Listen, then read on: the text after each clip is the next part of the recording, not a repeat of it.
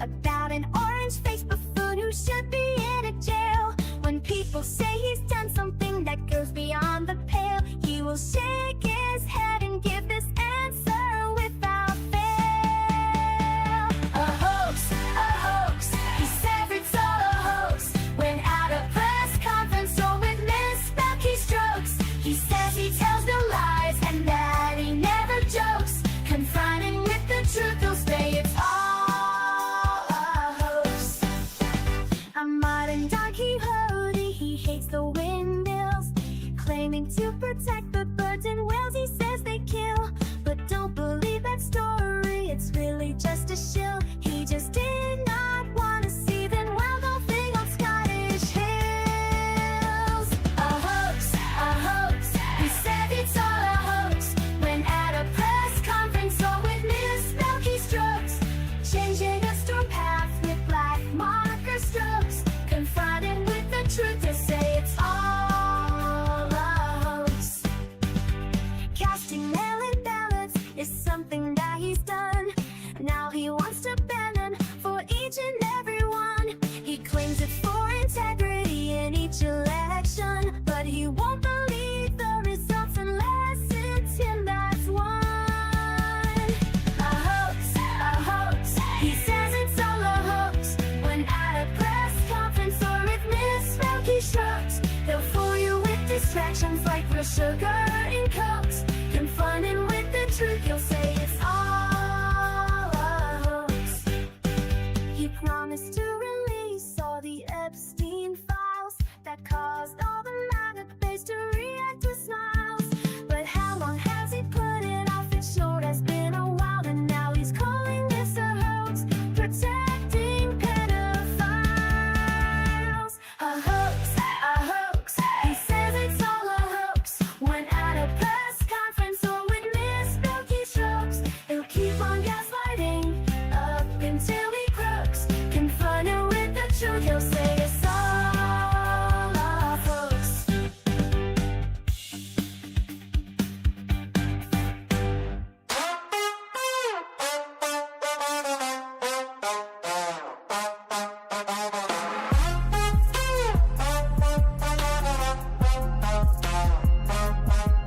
Obama and Bush's pictures got hidden, obscuring the past, history rewritten. Hung in a hallway where no tour can see, confirming his unending fragility. If Trump can't see it, you must not exist. That also includes the Epstein list. Object permanence, a milestone missed. If Trump can't see it, he must not exist. the testing was the line that he said. Hundreds of thousands needlessly dead. Now HHS is run by brainworm quack, hiding the truth behind his back. If Trump can't see it, it must not exist. That also includes the Epstein list, an administration run by narcissists. If Trump can't see it, it must not exist.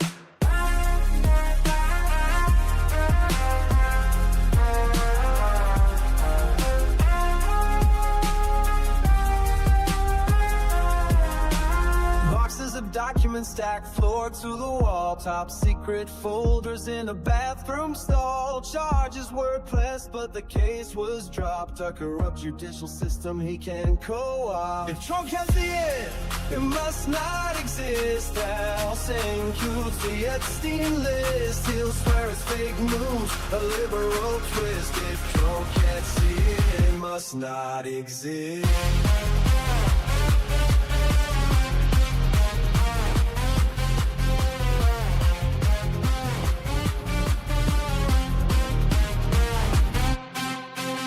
Encampments downtown, tents lining the street. Invisible people that power won't need. Hide them away so the cameras can't find it. Proof of a system that's cold and unkind. A payout in secret, an NDA sign, an illegal bribe. Michael Cohen fine. Trump got fined too over his gag order, but she didn't gag, cause he was much shorter. It must not exist. That also includes the Epstein list. We can't let him win, we must resist. If Trump can't see it, it must not exist.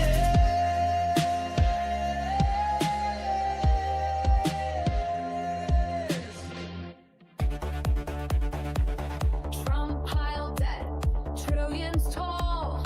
Promised Mexico would fund that wall. Praised dictators, said they're strong. Had Joe done it, they'd say he's wrong. Had Biden done it, MAGA would flip. Had Biden done it, whole numbers would slip. Had Biden done it, that screen fell play. But Trump did it, so it must be okay. Goes through crises, storms and more. Called soldiers losers who died in war. Hired his kids to run DC. If it was Hunter, they'd scream treachery. Had Biden done it, MAGA would flip. Had Biden done it, the numbers would slip. Had Biden done it, Fox News would say I made. But Trump did it, so it must be okay. Love Kim Jong-un, he wrote love letters that take the guns first, lose those rights forever. Signed huge spending bills with glee. Had Joe done that, it'd be tyranny. Had Biden done it, MAGA would flip. Had Biden done it, whole numbers would slip. Had Biden done it, they shout out today. But Trump did it, so it must be okay. Kept secret files, countless untold. Said Putin's word was good as gold. Invited the Taliban to come to U.S. soil. If Joe had done that, they'd all recoil. Had Biden done it, MAGA would flip. Had Biden done it, whole numbers would slip.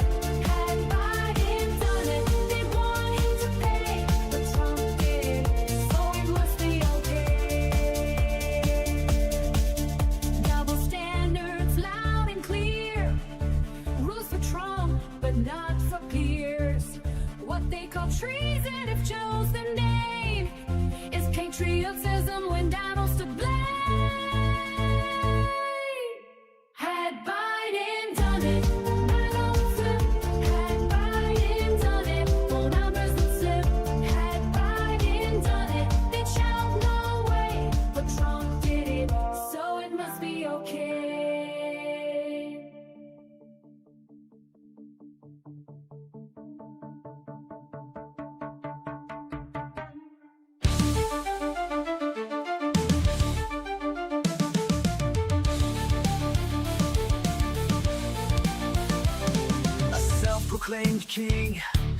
groper in chief, stealing our country, a crooked orange thief.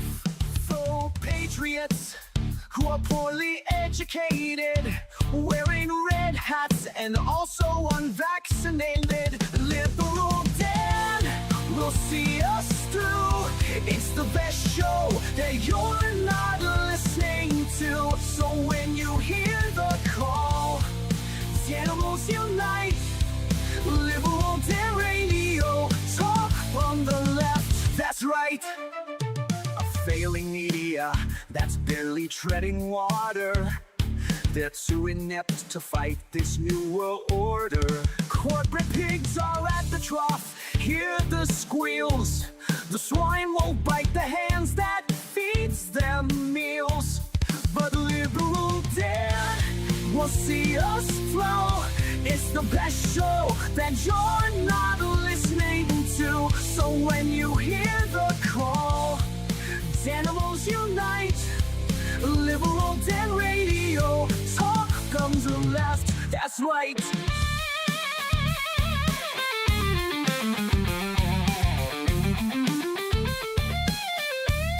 A leftist voice on air, exposing MAGA treason, breaking through their lies with facts, logic, and reason. Unmasking hypocrisy, the truth will be our guide. Call out their lies, justice is on our side. 'Cause Liberal Dan will see us through. It's the best show that you're not listening to. So when you hear the call, animals unite. Liberal Dan Radio, talk on the left, that's right.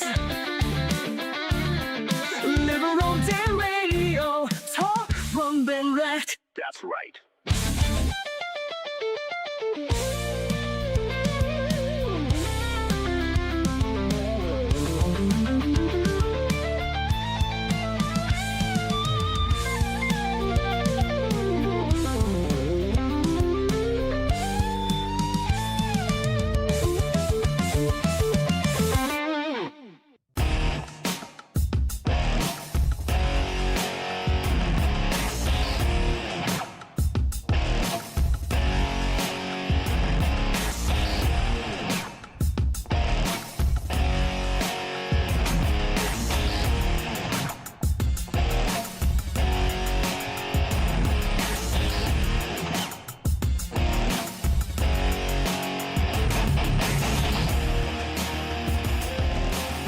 Welcome back to Liberal Dan Radio, Talk to the Left, that's right, at an earlier 7 p.m. start time, my time, instead of 8.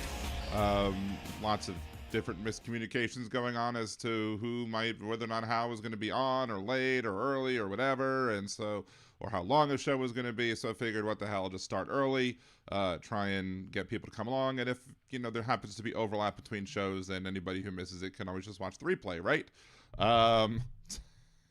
Big Hook in the chat. I'm assuming that when Jeff says maters in them, that's a tomater, as in a tomato. So, or tomato, as some might say if you live across the pond. I don't know if Steve from across the pond would say tomato or not, but there you go. Jeff, talking about canning or whatever, I guess. Puts a certain kind of corn mixture in them. What kind of corn mixture? Like with lima beans or whatever, or is it some spicy stuff like with curry for your upcoming the upcoming teased, not so serious but maybe should be serious spicy hour with Jeff and kimchi, with Jeff Curry and kimchi. Anyway, shouts out first of all to everybody in the chat room. We got Aaron, one half of the mod squad. We do have the goddess Kimchi in chat.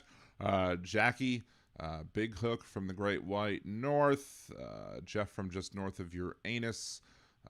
Who else is in the chat that I may have? I think that's pretty much everybody. Again, I guess most people are watching Hal at this point. So, I don't know.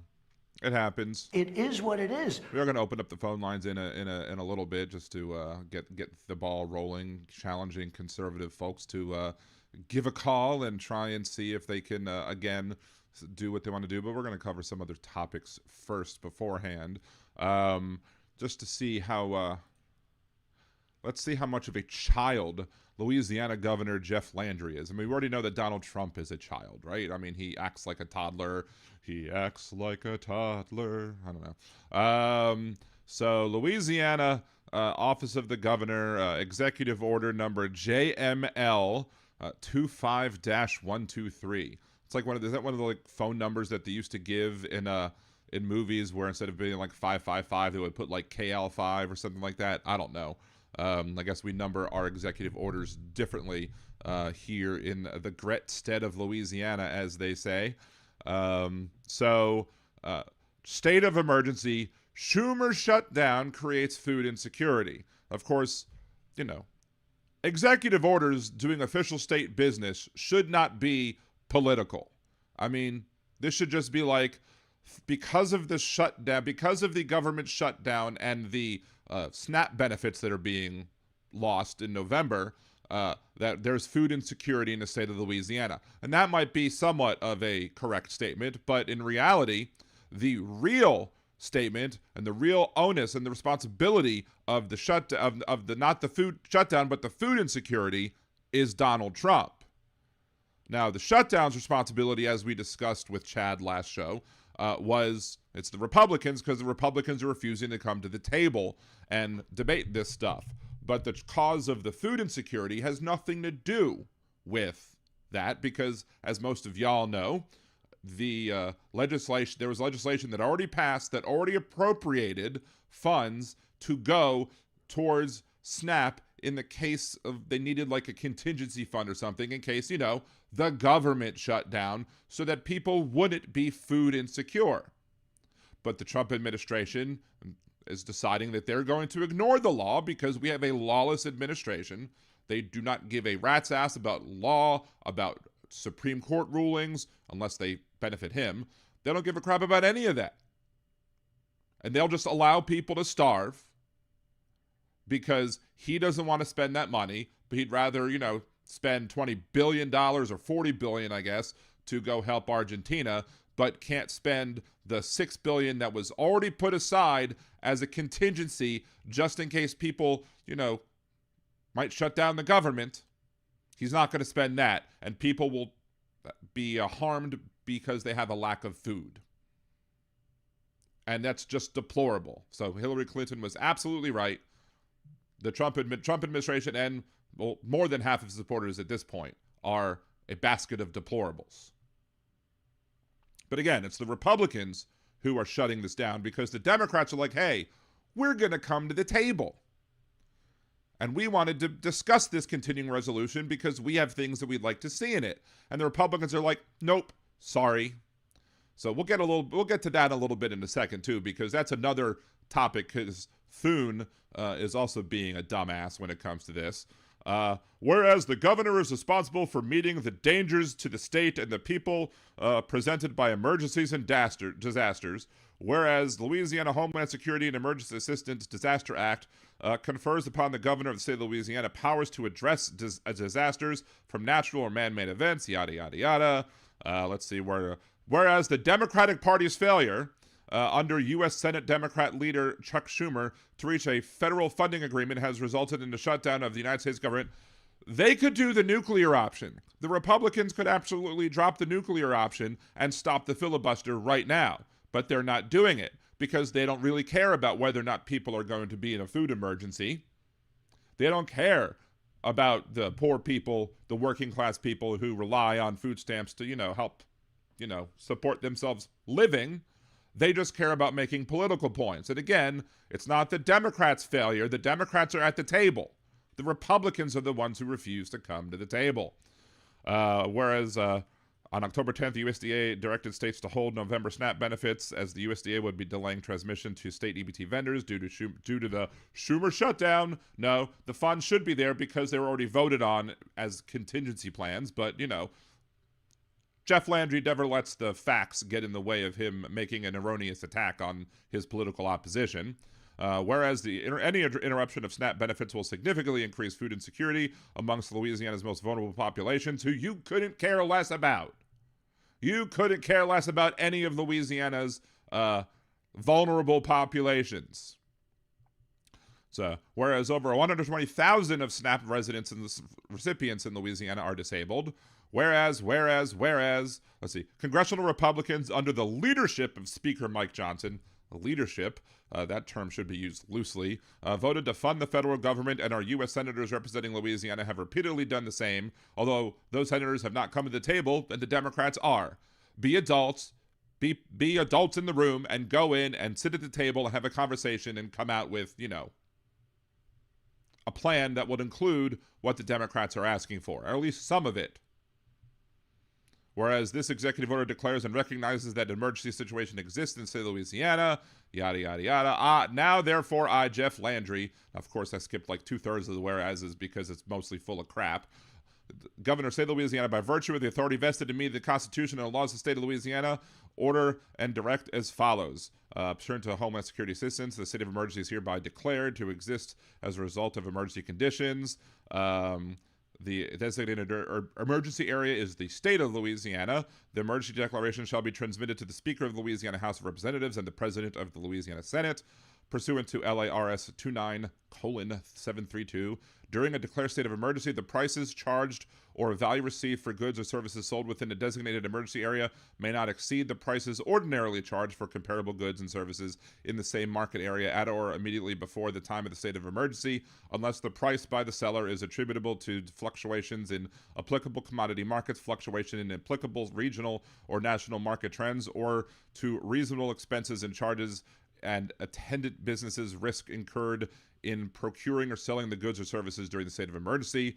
Section 5, all departments, commissions, boards, agencies, and officers of the state or any political subdivision are authorized and directed to cooperate to the state may take in response to this as disaster.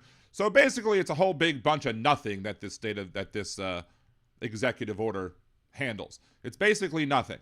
Why is it basically nothing? Because if the tariffs come in and increase the price of the goods, then the tariffs are an external reason, and therefore people will be allowed to say, "Oh, I'm raising prices because of tariffs," and then he'll be able to go, "Okay," and then nothing will be done. This is just a big bunch of smoke and mirrors trying to, fool the people into the fact that the Republican government of Louisiana is doing something, when in reality they're doing nothing. Just like the Republicans in the federal government are doing nothing to help the people they supposedly are claiming to support. But let's go back to old John Thune for a second, because John Thune says that he is almost ready to have a conversation. He will engage pretty soon with Democrats about ending the shutdown. Senate Majority Leader John Thune said Wednesday he expects to engage pretty soon with a group of rank-and-file Senate Democrats about ending the 29-day and counting government shutdown. If a meeting happens, it would be a rare bipartisan gathering involving a top party leader. So far this month, Thune and Schumer have not met to discuss an exit path to the shutdown, leaving it to a small group of deal-making members who have engaged in informal on-and-off talks.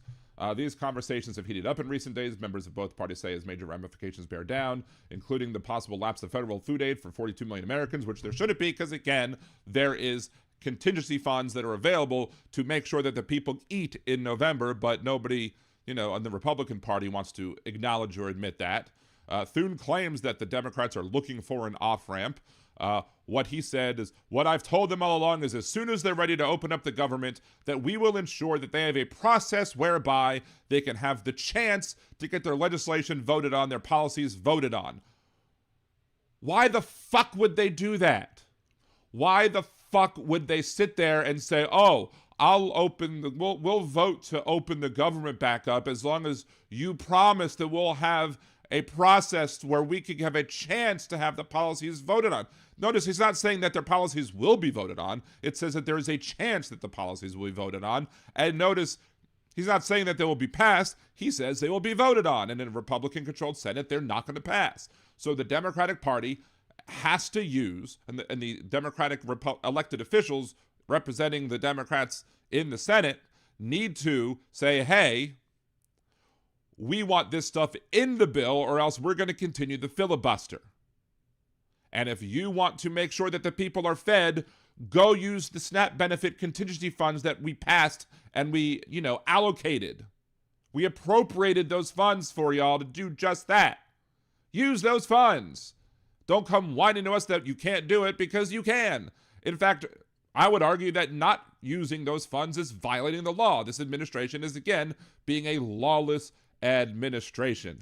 There is no reason right now that the Republican Party should not come in and act in actual good faith. I've almost choked on those words. Imagine the Republican Party acting in good faith at all. There's no good faith in the Republican Party, especially among the elected leadership in the House and the Senate. No good faith whatsoever. It's why Speaker Johnson hasn't sat the other Democrat who was just elected, but not yet, sworn into office, because they don't act in good faith. They claim to have faith, but they don't act in good faith. And so, we're going to have a chance. We're going to offer the Democrats a chance to have their things. No. If the Democrats believe that, it's like Charlie Brown and the football with Lucy. If the Democrats believe that they have any shot at getting, these funds extended from these the COVID era increases to the ACA funds that would help people pay for their ACA plans if they don't, if they don't have the money available initially, I guess, to cover it, to cover the premiums, the premium assistance or whatever. So, yeah, no. If any Democrat believes Thune that he somehow is going to give them a chance, their chance is going to be zero, because they'll even if it gets onto the floor, it's never going to be voted on. It'll be either be filibustered by Republicans if there's enough votes to actually pass it, or they'll just not pass it. So the Democrats have to use whatever power they have, and right now it's the power of the filibuster, to force the hands of the Republicans to do what is right. Force them to come to the table and use, as an example, again, use the contingent SNAP funds as a reason why to continue this fight. Yeah, it sucks that there are people working who are not getting paid. That should be absolutely illegal. If you're an essential employee that needs to work, then you should be an essential employee that gets paid. And that should be handled in the law. But for some reason, it's not. But that doesn't make us have a good excuse to just give in to the Republicans. But that's all the Democrats tend to do these days. Either they're the only ones compromising, or they just give in. We don't force the Republicans to compromise, and we absolutely should. We should hold their feet to the fire and tell them, if you're not going to compromise with us, and if you're not going to spend the SNAP benefits like you're supposed to, then guess what? You're the ones to blame. You are the ones to blame.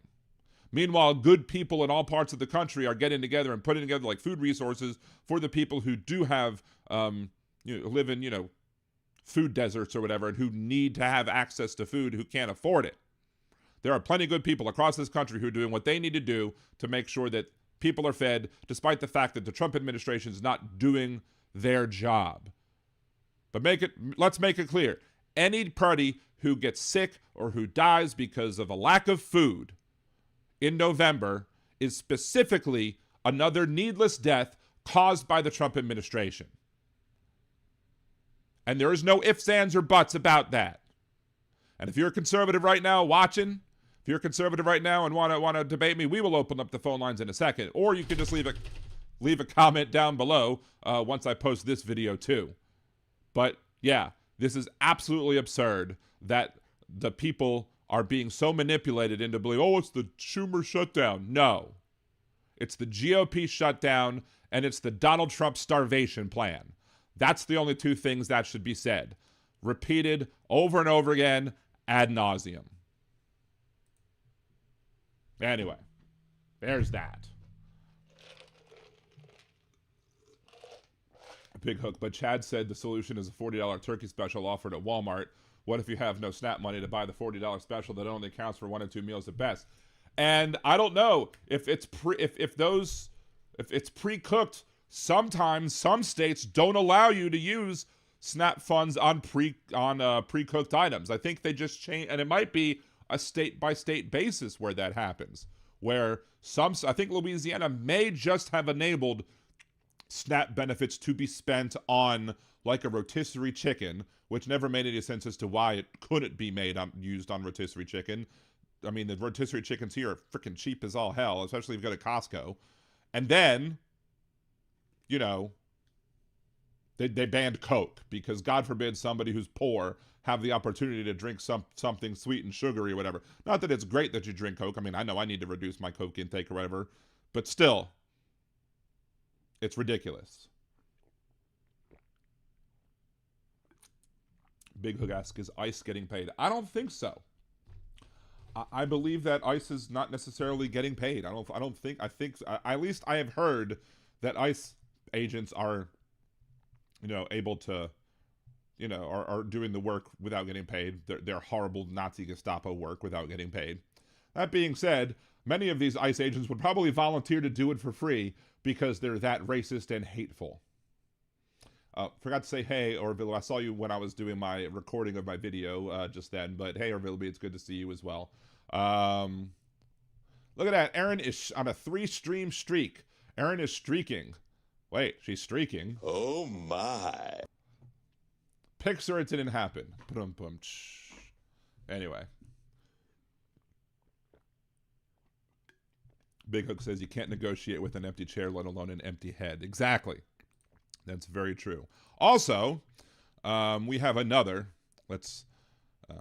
The Department of Justice has charged several people with federal indictments, including a person who is running for I think it's an Illinois district, Kat Abugazela. If I've butchered that name, I'm sorry.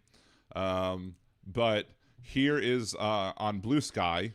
And here is her response to her being indicted by the federal government for taking part in ICE protests. My name is Kat Abugazale. I'm running for Congress in the 9th So Kat Abugazale. So I was almost right. I didn't have it as lay. So there you go. District of Illinois. And the Department of Illinois. Justice is charging 6 people, including myself, with federal crimes for exercising our First Amendment rights near ICE's Broadview Processing Center. This is a political prosecution and a gross attempt to silence dissent, a right protected under the First Amendment. This case is a major push by the Trump administration to criminalize protest and punish anyone who speaks out against them. That's why I'm going to fight these unjust charges, but I need your help to do it. As I and others have exercised our First Amendment rights, ICE has hit, dragged, thrown, shot with pepper balls, and tear gassed hundreds of protesters, simply because we had the gall to say that masked men coming into our communities, abducting our neighbors, and terrorizing us cannot be our new normal. And because Chicago doesn't back down from bullies in masks who tear gas our neighborhoods, this administration has resorted to weaponizing the federal justice system to scare us into silence. But we're not going to be silent. The Trump administration wants you to be afraid of speaking out against it and its anti-democratic power grabs. And there are plenty of reasons to be afraid right now, but we have to overcome that fear. This case targets our rights to protest, speak freely, and associate with anyone who disagrees with the government. And while we have seen the unhinged and unlawful tactics this administration has used against the American public, it's important to remember they're doing this because they are scared. They are wrong. And they know they are on the wrong side of history. We cannot diminish ourselves in the face of these attacks. That's why we have to unite and stand up for humanity, our rights, and everyone terrorized by Trump's lawless secret police. You'll be hearing regular updates directly from me about this case and how we can use our constitutional rights to resist authoritarianism. And as scary as all of this is, I have spent my career fighting America's backslide into fascism. I'm not going to stop now, and I hope you won't either. All right, so there you go. Kat Abugazale on her indictment by federal prosecutors over her actions in participating in an ICE protest. The only thing I would disagree with her with what she said is she said they know they're on the wrong side of history. Unfortunately, I would say that they don't realize. They probably believe that they're on the right side of history. Because they think that what they're doing is just right, fair, and you know, American, right? That they believe that. They don't believe that they're on the wrong side of history at all. They believe they're in the right. They believe they have the moral authority to do what they're doing. They believe a vast majority of them, at least, some of them may realize that they're just a bunch of shitbags and they're just going to convince others. But I think most of them really believe that they're in the right when it comes to this. Absolutely. But what do I say constantly? I mean, what did J.D. Vance say back in 2016? That Donald Trump was America's Hitler. What have I been saying all along? That Donald Trump uses the tactics of Adolf Hitler to gain and solidify his power. Remember we talked about Dachau, the first concentration camp? Who went to Dachau? The first people that went to Dachau were I almost said Donald Trump. The first people that went to Dachau were Adolf Hitler's political enemies. That's who was first brought to that internment concentration camp. Whatever you want to refer to Dachau was, because it was a concentration camp. But I guess initially they interned the people there, but it grew and became a concentration camp. And then later on you saw it being a death camp. But where are these people going to go? Where is the Trump administration going to put these folks? Are they going to put them back in Alligator Alcatraz? Just make use of that? Then my premonition or my statements about Alligator Dachau will absolutely be true. But he is going after his political opponents. Not only did he pardon the people who took part in the January 6th insurrection, just like Adolf Hitler pardoned the people who were charged with crimes with the beer hall putsch, just like that, we are now seeing Donald Trump go after his political opponents using the power of his Department of Justice. And make no mistake, it's not the United States Department of Justice anymore. It's his Department of Justice, because he is using it for his nefarious goals. And he is going to use this to continue to go after all of his political enemies. And we cannot sit back and just allow this to happen. You're just trying a big old spotlight on these criminal actions. And we need to make sure that we don't repeat history, because we keep trying to. We absolutely keep trying to repeat history. But we can't let it continue. We have to stand up, and we have to block the ICE Gestapo, the ICE terrorists, because that's what they are. They are bringing fear and chaos and terror to communities, especially communities that have many folks, not just Latino at this point, because again, the 100 cruise ship workers that have been deported and detained and banned from this country out of Norfolk, Virginia, Filipino cruise ship workers with proper working documents. They could legally work here, but yet they were still deported because this administration doesn't give a crap about legality or not. All they give a crap about is making sure the people that they deport are not white. Making America white again. As I've said this since 2016 too, that MAGA should be MAWA. Make America white again. And what is he doing now? Simple as that. Donald Trump is a bigot. Donald Trump is a xenophobe. And Donald Trump is, as J.D. Vance said back in 2016, America's Hitler. And if you don't agree with that, you'll be free to call in a few minutes and let me know what you think.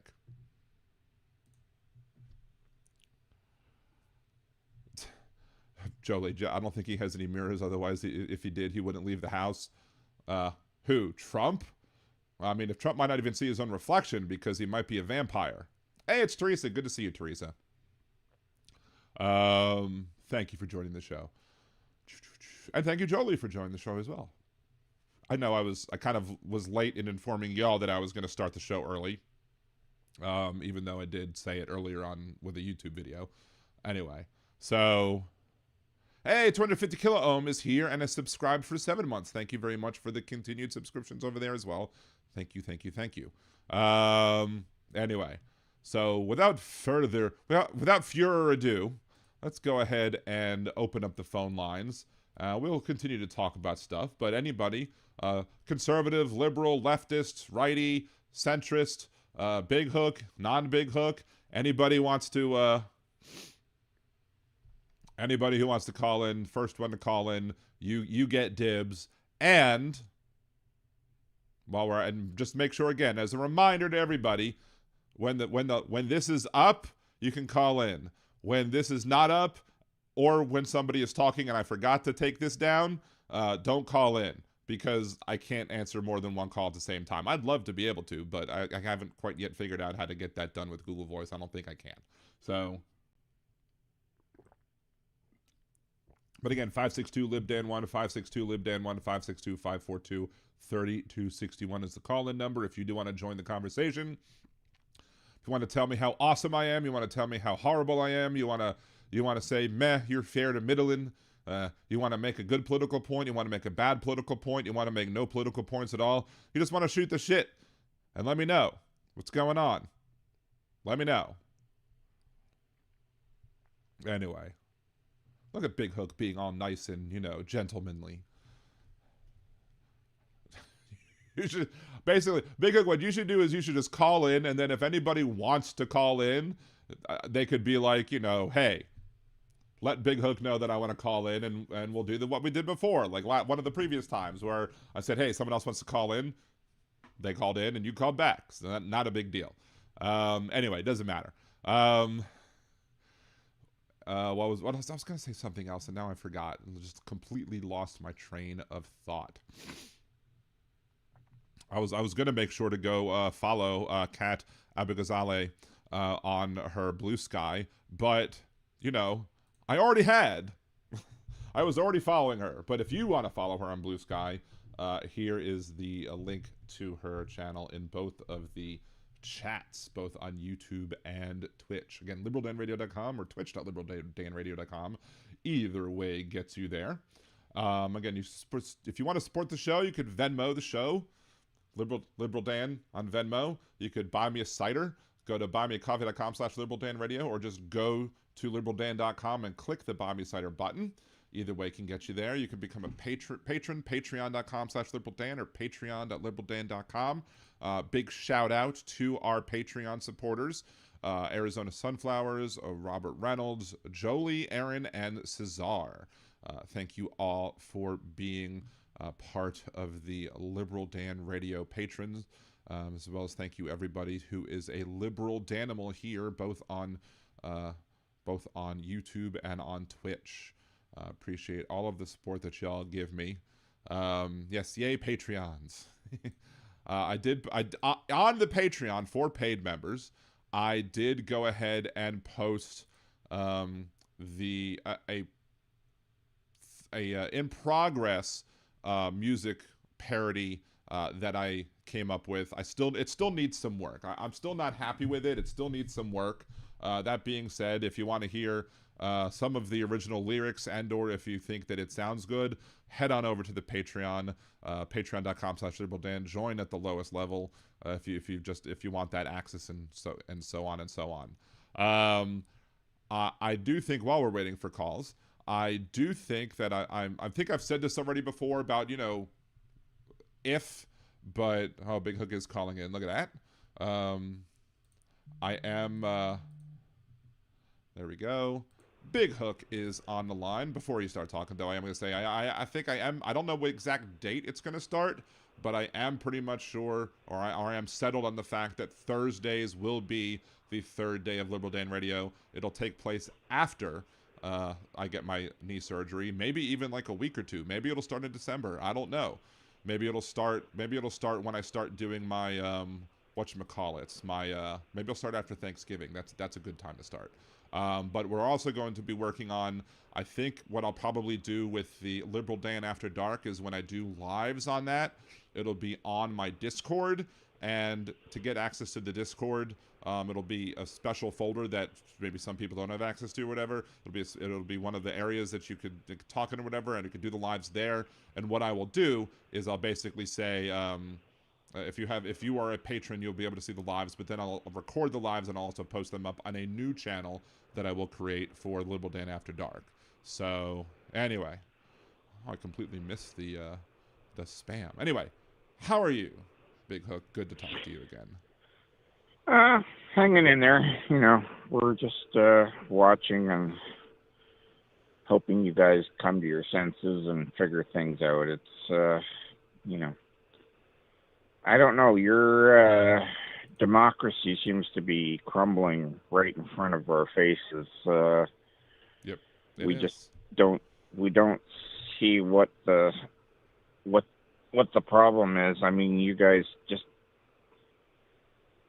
have willingly elect these idiots into power who and I should say idiots, reference the idiots, which are the Republicans, who basically go and represent people only to collect a paycheck and to do absolutely nothing but forward the bills that the lobbyists put before them. I mean, it's not even government anymore. I mean, that's the problem. Like in Canada, you know what ends up happening? Somebody brings up a problem, then they bring it before Parliament. Then somebody says, "Oh, well, let's make a committee." Then they get a committee and they bring forward experts and they go, "Okay, well, what's the problem?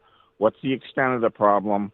What is the possible solutions? What is the cost of the solutions going to be?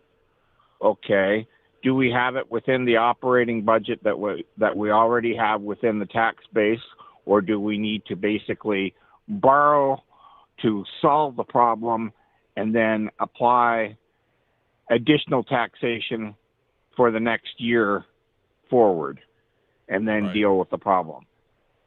And you guys can't even do that. I mean, this dog and pony show thing that you guys put up there as government is just beyond words. I mean, we used to have a government that was, somewhat functional, at least, where people on both sides would come together and have conversations and make compromises, but that's not a word. Compromise isn't a word in the MAGA dictionary. I don't even know if MAGA would have a dictionary. They would probably just have the Trump Bible at this point. But that's the problem, because they don't answer to anybody other than the billionaires at this point. And the fact that the voters can't see that is the saddest part, because they are so filled with vitriol and anger due to the racism that's being stoked within them that they go and they vote against their own best interest.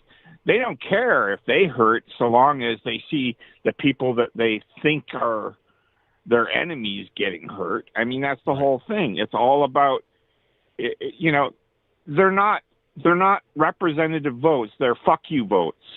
And, that's what it is. We live in a fuck you culture where they think, "Oh, I'm going to get one over on them. I'm going to teach them libs a lesson." And it's like, you're only hurting yourself and everyone else around you. Yeah, they always want to own the libs, but with so much inflation going on and with so much problems with the economy, I doubt that these conservative MAGA folks could even rent a lib at this point. Well, that's just it. At this point, look at all the house foreclosures. Everything is going crazy. So, at which point now, think about it. If you can't afford, a mortgage, and you can't do the least amount to be able to become independent, you're at the mercy of the rental housing, which is all being bought up by the billionaires, which means that you are now under their thumb and under what they decide to charge you, and that's just it. Everywhere you look, it's another scandal. Oh, they collaborate within an AI algorithm so that way they can all basically raise the rent so that way it's completely unaffordable, so that way they can make more money than ever before. And it's like, and there's no legislation to say, "Oh, well, that's against the law," or whatever, right? It's ridiculous. Yep. I don't know if you saw they'll defend like those the conglomerate renters. "Oh, it's the free market." I'm like, it's not a free market if all of the people scoop up all the rentals and then have a monopoly on it, or at least kind of combine a monopoly. Well, this is just it. That's what I'm saying. you guys have basically allowed the billionaires to completely own everything. And at this point, you won't have a pot to piss in before too much longer. That's where you guys are headed, because they want to control everything. And that's just it. They want to control what you say. They want to control what goes out in the news. They want to control, and that's the thing.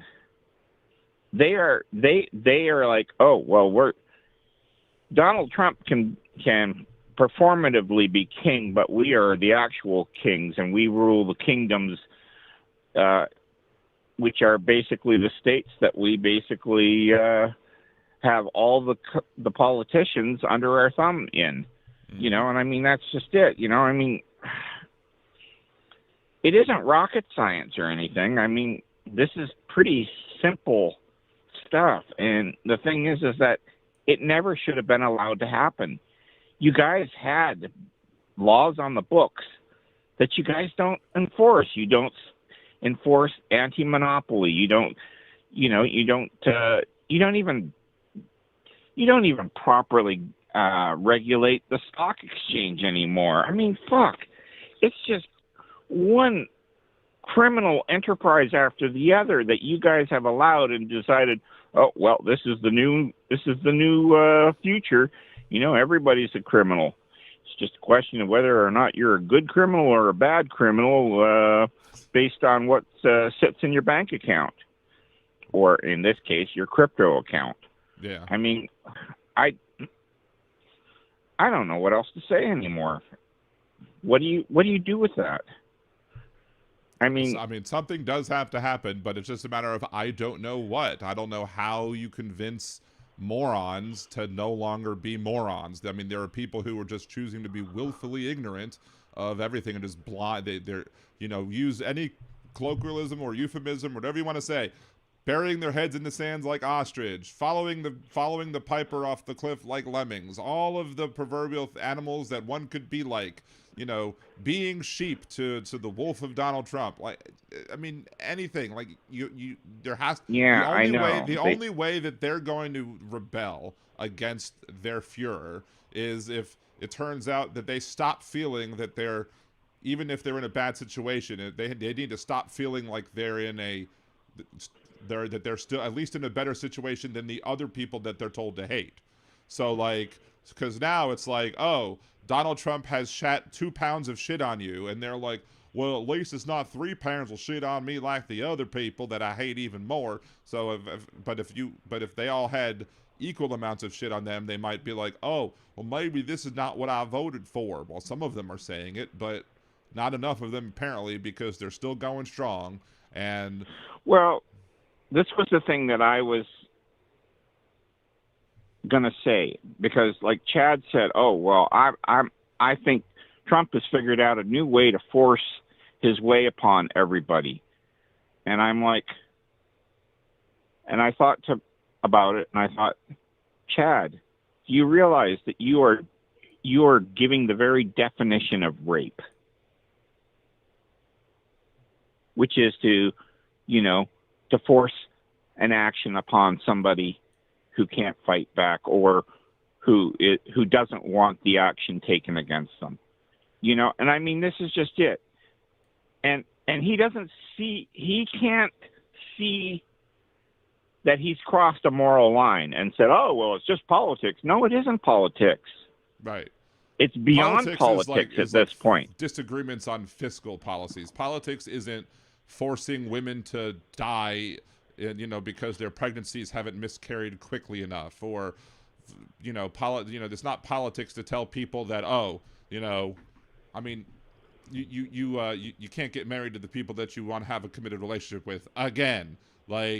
MSNBC there were people on MSNBC be like, oh, I don't think that the Supreme Court is going to take up the Davis trial because I don't think they're going to want to go there with that. I'm like, bullshit. They're absolutely going to take up that trial. I'm sure they're chomping at the bit to overturn gay marriage and all the rest of it. That's just it. Thomas's concurring opinion on Dobbs. went when it was like listed Obergefell as one of the many that he would overturn because he says it was passed using the same flawed argument that was used to pass Casey v. Planned Parenthood and Roe v. Wade. So why wouldn't Clarence Thomas be like, yes, let's bring this up. Let's bring this up to the court. Let's grant the ability of them to bring the case, and let's see how it goes, and then give us the opportunity to overturn gay marriage just so she doesn't have to pay her stupid fines for her choosing to not do her job when she said that her orders to keep her from doing her job came from God, when of course we are not supposed to be, at least a religious. Says the woman who's been married 4 times and has babies via 3 different people. It's like it's like she cheated on A with B, and then she cheated on B with A, and then she cheated on B with C, then she divorced C to get back with B, and then she married C again, or something like that. It's very soap opera-ish and not very till death do us part of her, right? I mean, hypocrisy is a conservative prerequisite, though, so... Yeah, well, I mean, this is just it. That's the thing. And they're taking up these cases. And the same thing, why would I believe that they wouldn't take up a case when they took up the case of the lady that said, I don't want to make a gay website? And it's like, right, what standing do you have? I didn't get any requests to do it, but I feel like I'm going to be forced to do this. And it's like, no, you aren't. Right. Exactly. You haven't been forced to do anything. All you can do is say, you know what? I think you should go elsewhere because I'm not really comfortable doing it or whatever. And she's like, well, they could come back and sue me. And it's like, no, you could have just or better yet, you could do the other thing, which is what most of them do. You give them an outrageous price, and then they go and they go and look elsewhere. And you don't say it out loud. You just simply say, well, here's a price for it, and it'll be way higher than anyone within a reasonable degree would expect to pay. I mean, it's the same fucking horse shit with the gay cake thing. I mean, that was just, I don't want to. It's like, dude. I mean, they could have just. I mean, they could buy a blank cake from you and basically do the decoration themselves. I mean, all this stuff is just, Well, it's and that's horseshit. the thing with like the whole gay wedding cake thing, or cakes for weddings between 2 gay people. I mean, the idea that, like, okay, fine, you don't have to design something that says something that you don't agree with, but you can still make the cake. And discriminating on them, but to not, like, sure, maybe you don't want to put 2 instead of having the groom and the bride. You have to get it decorated by somebody else. Yeah, you guys have to put the groom and the groom on, otherwise, but everything else will do, and that's fine. But it's ridiculous, and like the whole 303 thing. I mean, I did discuss a while back the whole 303 creative website. And here's the thing. With that lawsuit, somebody supposedly named Stewart inquired about services, and they did court filings because they wanted to make sure that they wouldn't be forced to do it, but there's actually no proof that this Stewart even existed. So... Yeah. Did you see in the news earlier today that the DOJ basically put a bunch of prosecutors on administrative leave because they were prosecuting a guy there that had gun charges against him, and basically they said, he framed it in that they were January 6ers and had a previous history of and that the crimes that these guys committed were in the same vein as to January 6th. And it was basically to establish that these people have a pattern of crime. And Trump wants to rewrite history and say, that never happened. January 6th was not a terrorist insurrection event. It was a day of peace and love. It was a day of peace and love, except for when I threw the ketchup against the wall. But yeah, according to The Hill, Department of Justice placed 2 federal prosecutors on leave after they filed a sentencing memo describing not a not anything having to do with the trial. The trial's over. It's a sentencing memo, and described the January 6, 2021 attack on the Capitol as a riot carried out by thousands of people comprising a mob. And then U.S. Assistant Attorneys Carlos Valdivia and Samuel White were told they would be suspended from their posts and were locked out of their government devices. The development came hours after they filed a sentencing memo recommending the court issue a 27-month sentence to Taylor Taranto, who was a recipient of the blanket pardon that Trump issued. Taranto is set to be sentenced on Friday for an unrelated crime, including threatening the National Institute of Standards and Technology and driving through former President Obama's neighborhood with a van full of firearms and munitions. In the 14-page sentencing memo, the federal prosecutors dedicated just 3 sentences to describing the Capitol attack.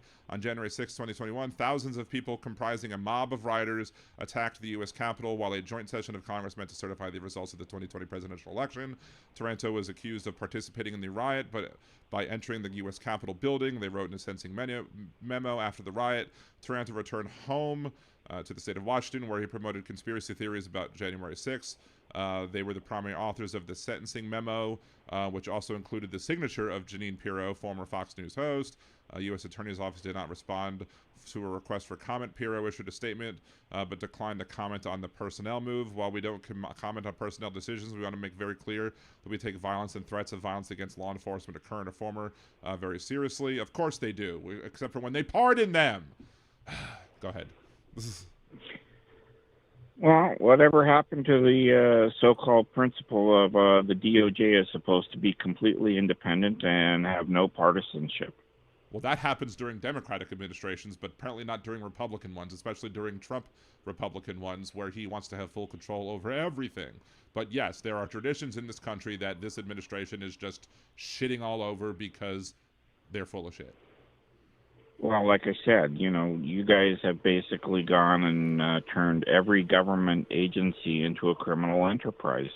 I mean, he's going to fire all the EPA people. He's gonna he let go of the people who would be responsible for going over to the ballroom, the crappy ass ballroom. I'm sure is going to look gaudy as all get out, and the Arc to Trump too, or whatever it is that they're making.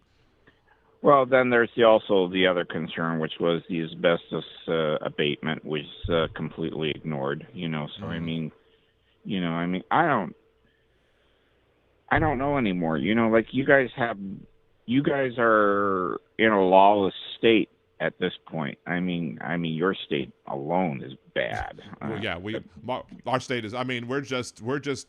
There is no separation of powers between the federal and the state government with this one. It's whatever Donald Trump says goes, and Jeff Landry's going to march like a little Nazi, little mini Trump, and trying to make sure that he can be on his good graces. And he's going to use this food stamp funds shortage, which shouldn't be a shortage. Again, Chad's in the chat, so I just want to make sure if you weren't here earlier, Chad.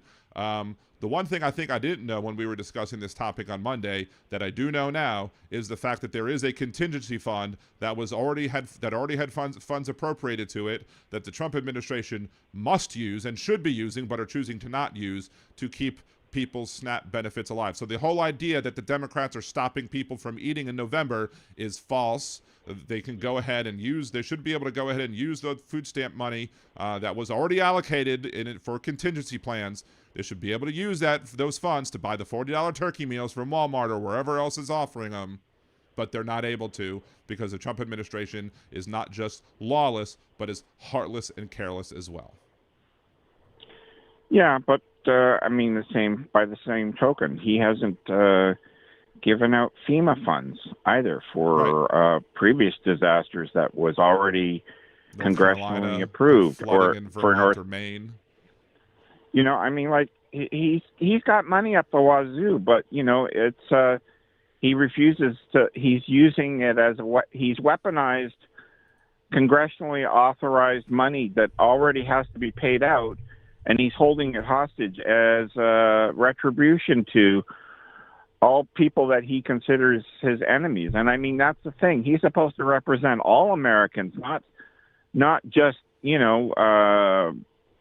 Republicans who feel that, I want to get one over on the libs again. What do you do with this? This is just, And the fact that the Supreme Court said, "Oh yeah, go ahead, we got your back. We'll look the other way. In fact, we'll say, oh, you have special powers, and whatnot." I mean,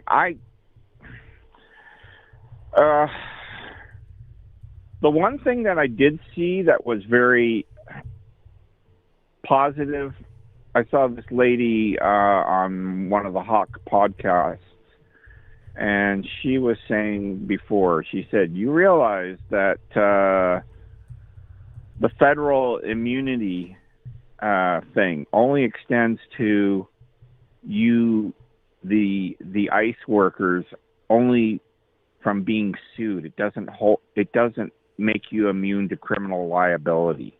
Right. Well, they should know that from the murder of Derek Chauvin and the murder of George Floyd, right? Yeah, but they don't, and that's the thing. And she said, okay, so if you do if you basically gone and assaulted and done things, you're looking at jail sentences up to 10 years. Okay, and she says, and guess what the kidnapping charge is? It's 20 years to life. Mm-hmm. So like, who's telling these people that this is what they signed up for, that they are potentially going to be in jail for 10 years or for the rest of their lives just for a quick payday, and to be assholes, racist assholes with their agenda,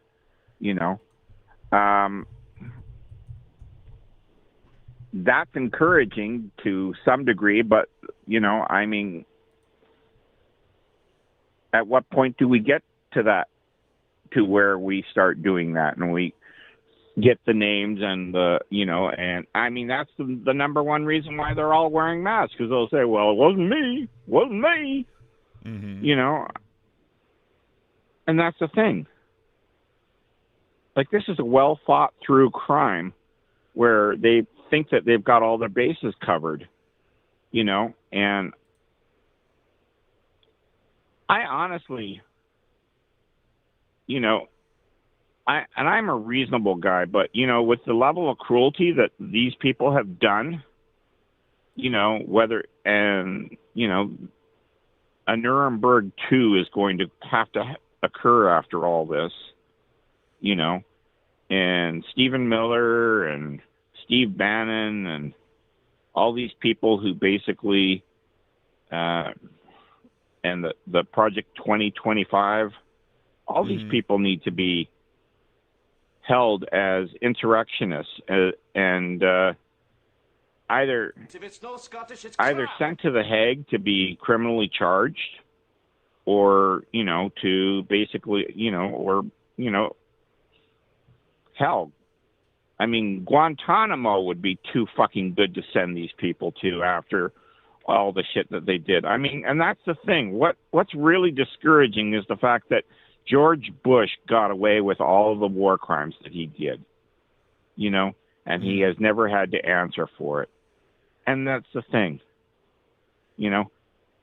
And now what is it? They're going to try this Comer bullshit where he's like, oh, well, now all these autopan pardons that Biden did will now be decided that they should be negated. And it's like, fuck off.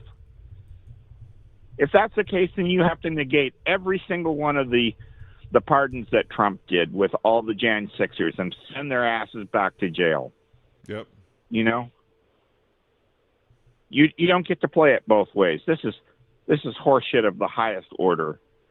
And that's just it, I do need to go ahead and read something that I found out while you were talking, because Chad was basically saying that the funds were only supposed to be used in emergencies, like for like a FEMA disaster or something. Nope. Supplemental nutrition assistance program for necessary expenses to carry out the Food and Nutrition Act of 2008, $122,382,521,000. dollars, of which $3 million to remain available through September 30th, 2026, shall be placed in reserve for use only in such amounts at such times that may become necessary to carry out the program operations, provided the funds herein shall be spent in accordance with the 16 Food and Nutrition Act, blah, blah, blah, blah, blah. So, yeah. So, no, this is not, these are not funds that are only available to help, like, a state in a disaster. It's to help the SNAP program continue to run when it's not running. You know, when, like, you know, the funds, especially in this particular situation, yeah, it could be used for that too. It can be used to help people in, you know, food emergencies as well. But also, it also can be used in this situation too. The plain language of the law clearly states that it can be used in this way. Let's see. Here's another one. Let's look at this one. The USDA 2025 lapse of funding plan. The multi-year contingency funds are also available to fund participant benefits in the event that a lapse occurs in the middle of a fiscal year. There is a lapse occurring in the middle of a fiscal year, which is because of the Republican government shutdown. So, and that's plain language. These multi-year contingency funds are also available to fund participant benefits in the event that a lapse occurs in the middle of the fiscal year. Saying it again so that everybody hears it plain as day, plain English, clear as day. These funds can be used November 1st to help fund. Furthermore, the Trump administration also funneled some funds to WIC when that wasn't appropriated. They could do the same thing here with the same authority, and if there's a $2 billion shortfall, they could do that. If they could come out with $40 billion to aid Argentina, they can come up with another $2 billion to help the contingency fund to make sure that people can eat all through November. And then hopefully the Republican Party will get their head out of their collective asses and actually come to the table and negotiate to be able to get government reopened again. Because they're the ones who are acting in bad faith. The Republican Party is acting in bad faith. Democrats say, hey, this is what we want to pass this continuing resolution. The Republicans are like, fuck everybody, we don't care. Well, that's just it. You know, the Dems have basically been in Washington the last 4 weeks, and the Republicans have basically been on paid vacation. Hold on. I need to they're respond not to something doing, else. and I they're need to not respond to something else first. Again, Chad goes, they are intended for those types of emergencies. No. They clearly as day. These multi-year contingency funds are available to fund participant benefits in the effect that a lapse occurs in the middle of a fiscal year.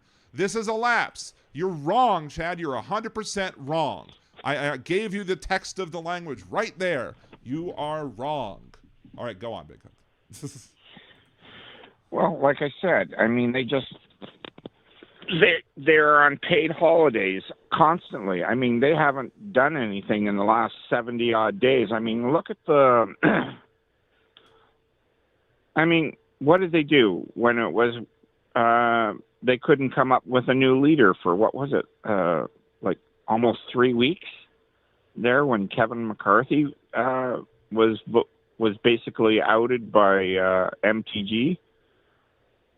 I mean, these guys can't find their own asshole with you know, a searchlight. You know, I mean, that's the thing. You know, it's ridiculous. Everything is so bloody complicated because they're not adults. They refuse to do the adult thing, to do the things that adults do. Adults are supposed to be the ones that basically look at the hard facts and make decisions that protect everybody and are in the nature. And that's like what I said before, you know, like how things are done in Canada. You know, someone has a problem. They bring it to the Parliament. The Parliament then says, okay, well, let's investigate this problem. Let's form a committee. Okay, what does the committee do? The committee goes and brings in the experts. The experts then tell you what the problem is, and then they offer solutions. And then they say, okay, well, how much will the solutions cost to institute? And they say, okay, here are the options, and here are the costs. And then you go, okay, do we have the money within the budget to do this all by itself, or do we have to basically borrow and basically institute a little bit higher taxes in the next budget to accommodate this problem and to pay for it eventually further down the road, you know. And you guys, the Republicans can't even do that, Right. you know. And like I said, you guys are the worst clusterfuck of egos and you know, childish behavior that is ever on display, you know. And you know, I mean, you could how. I mean, when Katie Porter can come out with her whiteboard and can point out all these things, and you know, what's his name, Diamond, can't even. She goes and she outlines the cost of one of their tellers and says, oh, and here's her costs and everything else, and he couldn't come up with the answer of, well, how does she make up for this shortfall? And it was pretty simple. The fucking answer was, pay her what's a fair wage so that way she can afford to live. Mm-hmm. You know, like, and now they're like, oh, well, we have to get rid of her. Oh, we don't want, I will never, ever go before a committee ever again, because they're going to show that that the titans of commerce are criminals, and we fuck everybody, including our own employees. And that can't be done, you know. And I was like, where do you go with this? And the thing is that the rest of the world is watching this. And, you know, and now you've gone the other route, which is everything now is crypto. It's all a fucking crypto grift, Mm-hmm. you know? And what was it? They said that one of the Saudi or UAE countries put $2 billion into a crypto account that Trump now has complete access to. Right. Right? I mean, that's money. That's a direct bribe. Yep. Why? You know? If again, one of those, I should have probably put this in my song too. With the, had Biden done it, where like had Biden made Biden coin or whatever, and then had allowed foreign people to foreign-born people or not even foreign-born people, foreign citizens themselves, people from other countries to buy millions of their crypto coin and then come to a banquet, like they would have had a conniption fit. They would have said, oh my God, Biden is for sale again. He's selling himself to foreign nationals and other foreign governments or whatever with all this stuff. And they would have shat literal bricks. But now that Trump is doing it, it's okay. They have no problem with it. He's being a smart businessman or whatever.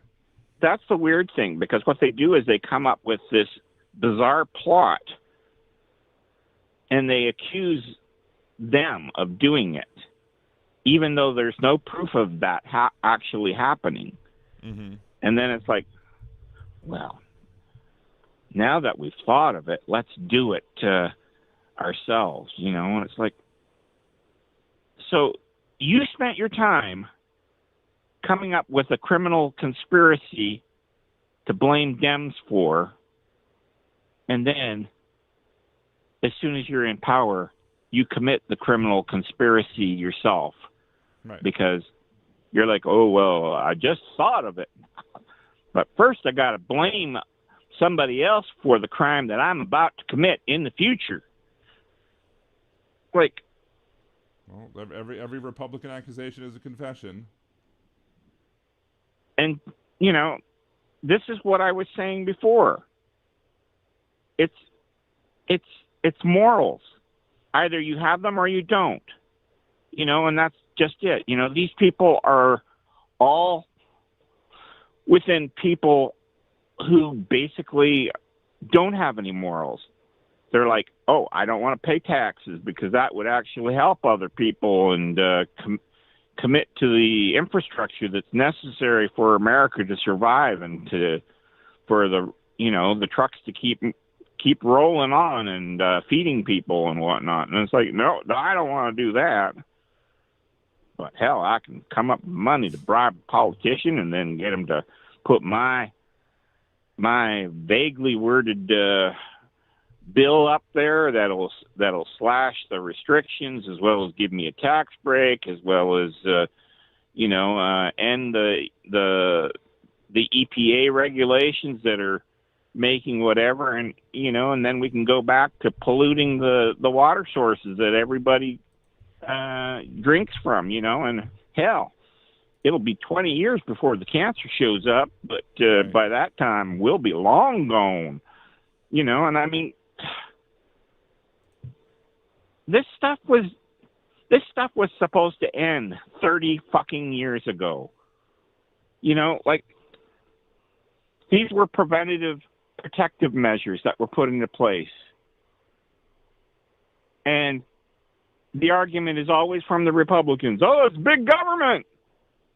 Big government wants to control your life. Big government wants to take, steal every dime from your pocket. And it's like, no, it's big government protecting you so that way you can live a safe, normal life without fear of dying 20 years sooner than you really should, because you allow criminals to operate in the sphere of influence that make everyone's lives worse.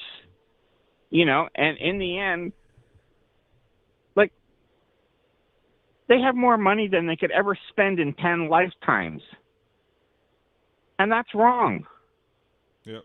Oh, but they want to control you. They want to control everything. What happens when you don't have a house anymore? And then you're at the, like I said before, you're basically at the mercy of the landlords who set your rental rates, and as well as everything else. Yep. I mean, but these are the same people who would, if Biden again ever argued that, his administration had unitary executive power, they would have been like, no, Biden's trying to force big government down our throats again. But when Trump says it, or Trump supporters say that he has that power, they're like, yay, go Trump. They're all happy about it. They're happy to support a huge government in any way, as long as Donald Trump is in charge. If Donald Trump's in charge, they will throw away all parts of our representative republic. They will throw away all parts of checks and balances. As long as Trump says it, it should be gold, and nobody else should stand up to him, because that's what the people voted for, even though there wasn't a majority of the voters who voted for it. He got less than 50% of the vote, and yeah, he may have very well won the popular vote, but still, that's because of racism and sexism, not because he was a good person. Yeah, I don't know. Trojan's at every game on Twitch. Some of them have even said, even if Trump were implicated in the Epstein files, who cares? They would forgive. Yep, exactly. They would. They absolutely said that, because again, it's not about protecting kids. It's about owning the Dems. So if they're all about, they would be all happy with throwing, if Clinton's on the list, throwing Clinton under the prison, but they would make an excuse for Trump. Meanwhile, on our side, if both Clinton and Trump are on the list, we want both of them buried under the prison, because we're not in a cult and they are. Well, that's what separates us, and I mean, that's just it, and like I said, when you're justifying awful things to happen to other people who only want better things for everyone, then where do you stand? You're no longer a human being. You haven't evolved to the point where morals mean something. Right. And this is the other problem is that, like I said, without an independent Department of Justice, as well as the fact that, you've already got the problem within your society where the police basically are enforcing bullshit rules basically for their own profit, whether it be the community coffers or the police coffers and whatnot. And, and police, unfortunately, have a history of being some of the worst out there, because they go and they sexually assault people all the time because they can get away with it, because they know that, oh, well, I'm a law enforcement. How could you possibly accuse me of being guilty of something that,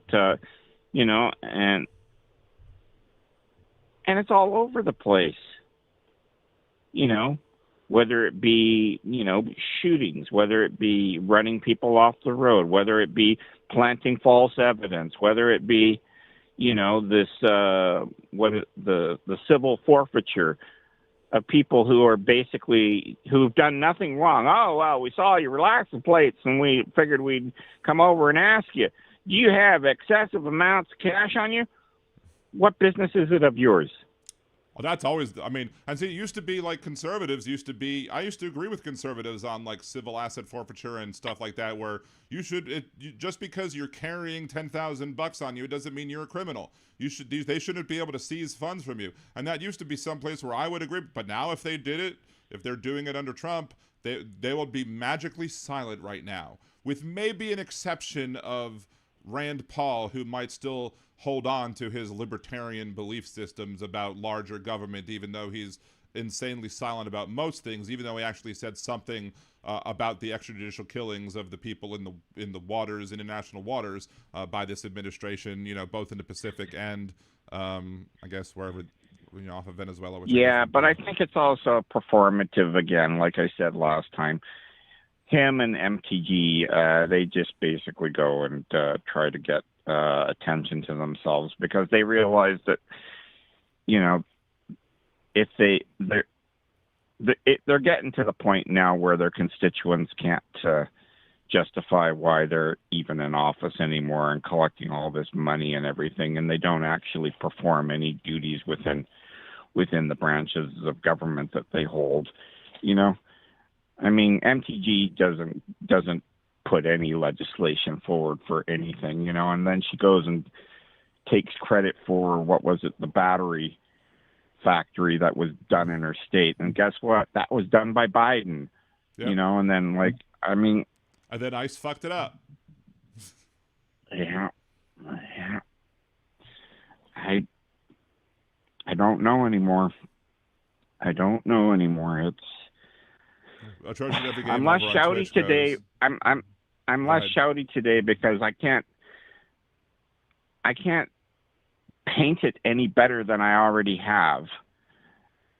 And, you know, I can only, you know, I feel at this point, I feel like I'm basically trying to teach a dog not to pee or poo in a place by rubbing their nose in it. And it doesn't seem to make any difference. In fact, they're proud of it. You know, that's what's sad. You know, like, revealing the corruption used to mean that the law would prosecute as well as shame them. Mm-hmm. And that doesn't even happen anymore, because we have normalized cruelty to the level that they go, well, if I do it to them before they do it to me, it's okay. And it's like, why would you need to do it in the first place? Right. Church at every game in the chat goes, Ben Shapiro and Elon Musk, back when the latter had Trump's ear, wanted Trump to pardon Derek Chauvin. He'd still be in jail for state charges for 20 years, but that's nevertheless fucking horrific. Yeah, I mean, yeah, whatever. I mean, he was found guilty of the state of the federal charges, but you know, Trump can't pardon the state ones. But I guess they wanted to do a dog and pony show to for the racists, so that the racists could be like, oh, our Trump is pardoning Derek Chauvin, and then they'd probably all be mad that, you know, not realizing the fact that, you know, presidents can't pardon state offenses. Well, like I said, you know, you guys have a different justice system for different people. And I mean, yep. Chauvin would have gotten away with it had they not basically stood there and, made a recording of him. And now you have people like crowd. Louisiana's Governor Jeff Landry signed into law a new law in Louisiana that says that you have to stay a certain amount of feet away from police when you're filming, basically preventing you from getting good shots to be able to see what's going on. Used to be you just couldn't interfere with what they were doing, but you could still stand there and record them. But to them, now recording is impeding their work And that's only true if their work includes acting illegally and outside of their job description. Yeah, but if that's the case, this is the thing. They turn on and off their body cams. They do things all the time where, it's my word against their word. And the thing is that the judges are in on the fix as well, because, they're just like, oh yeah, well, we have to support our law enforcement officers. It's like, if there's no accountability, there's no accountability, in which case it's just basically a lawless nation. The technology is there. And then on top of that, look at what's going on with ICE now. They're going to use that graphite phone malware, and they're going to go and they're going to do stuff, and they're using the Stingray technology to go and collect everybody's phone numbers within a certain area. And now, they're using IRS as well as, other government forms of information to go and locate and basically either terrorize or deport people, based on whatever, and that's the thing.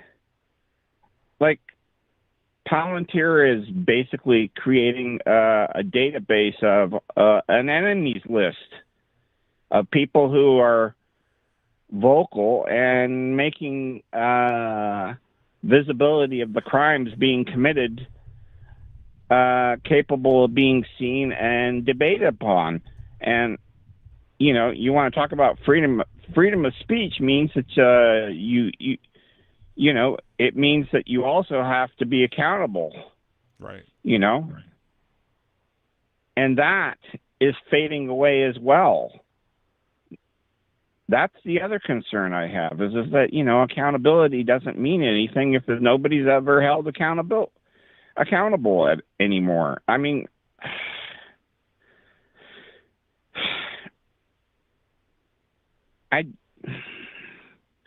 Like I said, I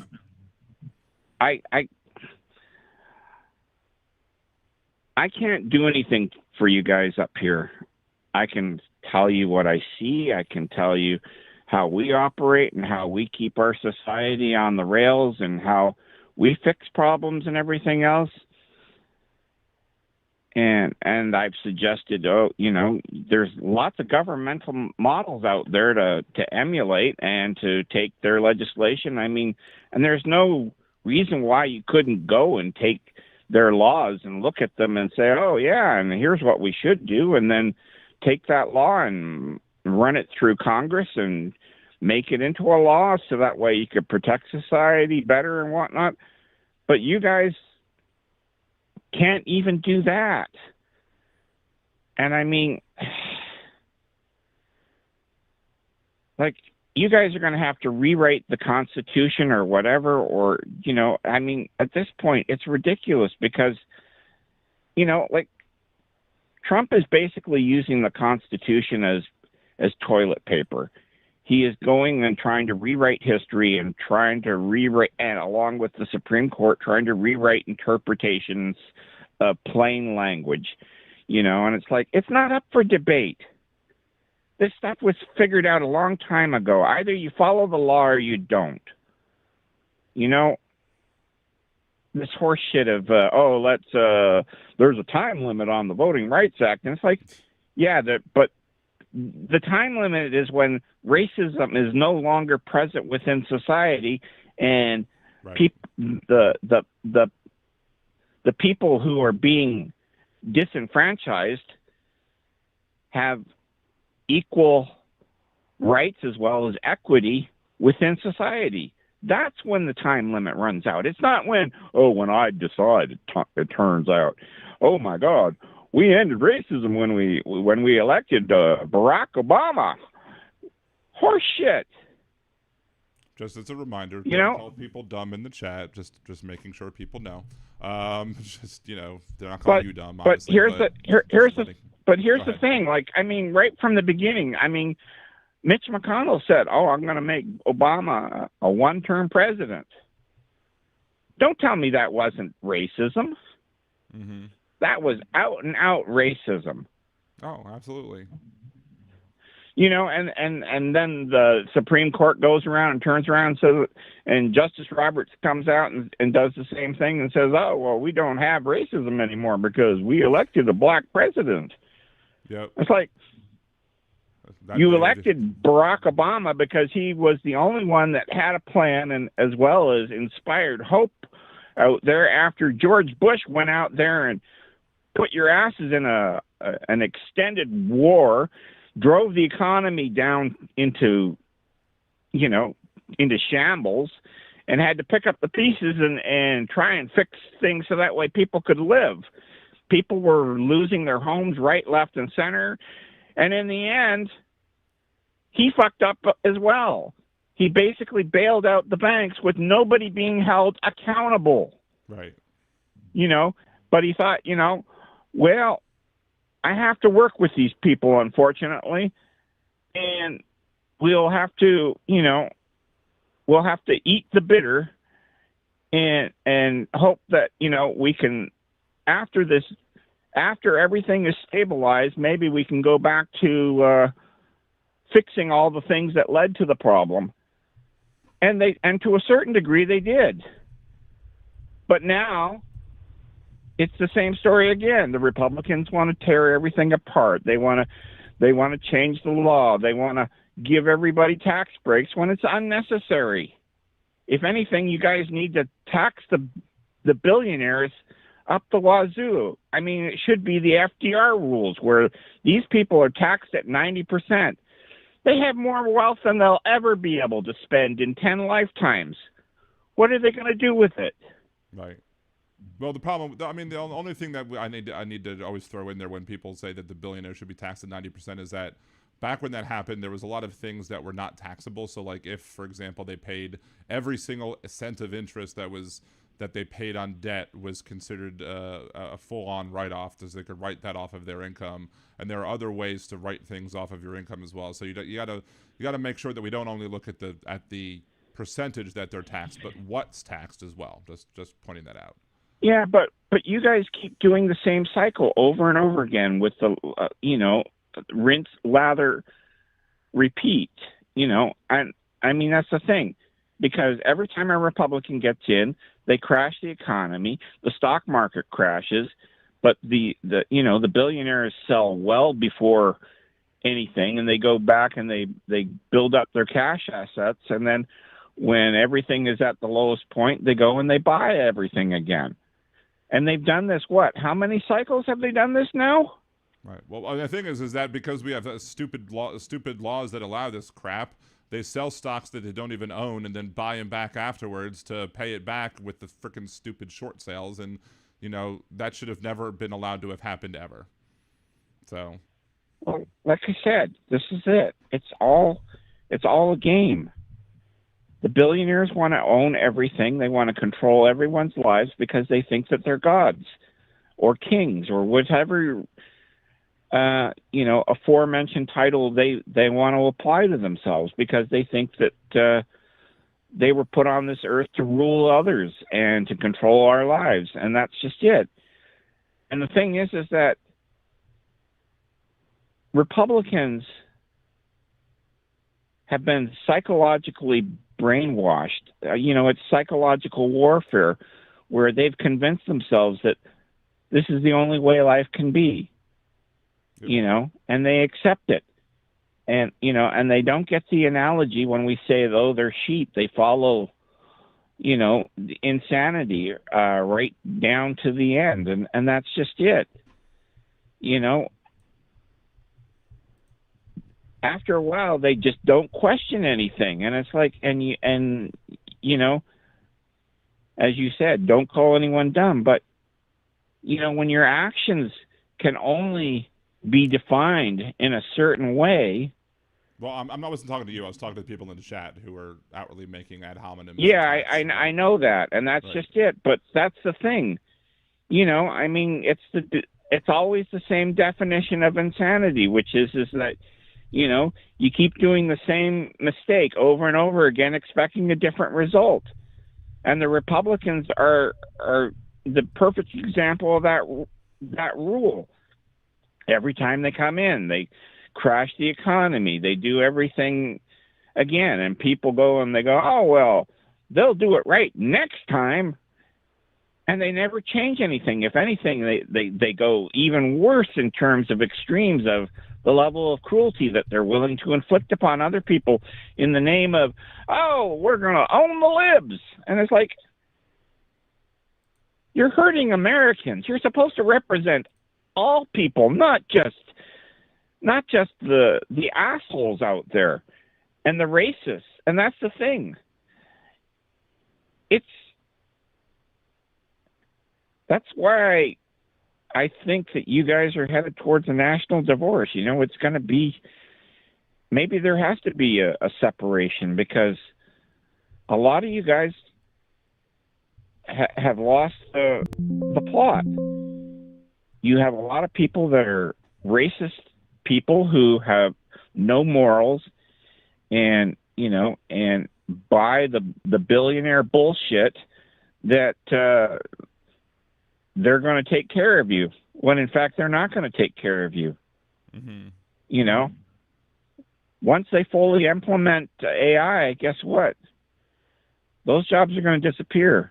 Insurance agency jobs, they're going to disappear. Accounting jobs, they're going to disappear. You know, I hate to say it, Dan, even your job is going to disappear. It's possible. I just have to know how to direct the AI, right? Well, I don't know. I don't like AI at all. The one good thing because is I the work problem for a law firm, is that and law firms are very, very, very cautious about getting into AI, because they don't want the data that should be protected by confidentiality agreements between the attorney and their clients. They don't want that getting out into some open program, so the only AI systems that law firms tend to want to use are closed ones. But anyway. Yeah, but continue. that brings about my other concern, which is that what is it? The military are going to program their AI based on Grok, mm-hmm. which is based on Twitter. Right. Which, when Grok was basically shown to, you know, basically be, you know, was starting to post anti-Semitic bullshit, you know, because there's a whole bunch of anti-Semites on Twitter. And that's just it, you know, like, and that's the thing. I don't want AI out there, because the problem is that it then becomes an information society where the billionaires control the information that's out there, you know, and it's either we're going to, you know, and that's the thing. I think there's going to be a world divide, because I think there's going to be the truth and the countries within the world that are basically not going to accept what AI tells them and goes based on previous facts and whatnot. If anything, you know what I think we need right now is a Google backup of everything before AI. Because at this point, I don't trust it. I really don't trust it. I'm really worried that they are going to control every bit of information that we get into, and it's basically a psychological warfare brainwashing attempt by the billionaires to put us into submission, you know? And I mean,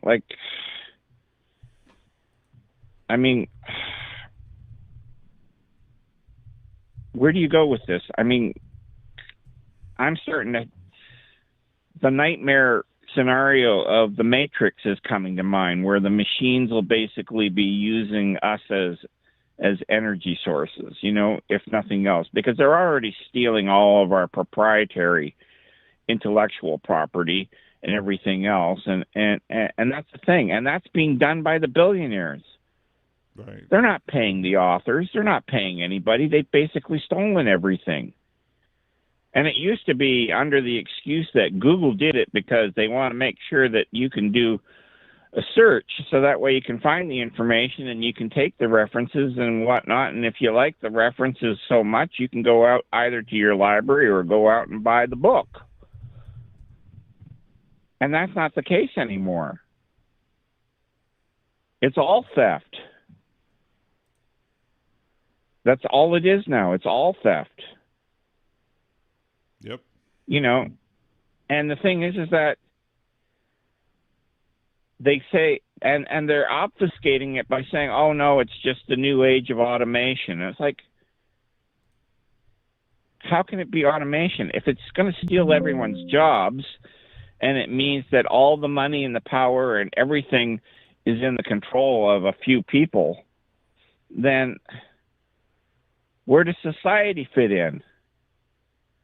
Right. Which then brings us to the genocide thing, which brings me to, you know, which is what I sort of alluded to with the Matrix reference, you know. What are we going to be? You know? And that's the thing.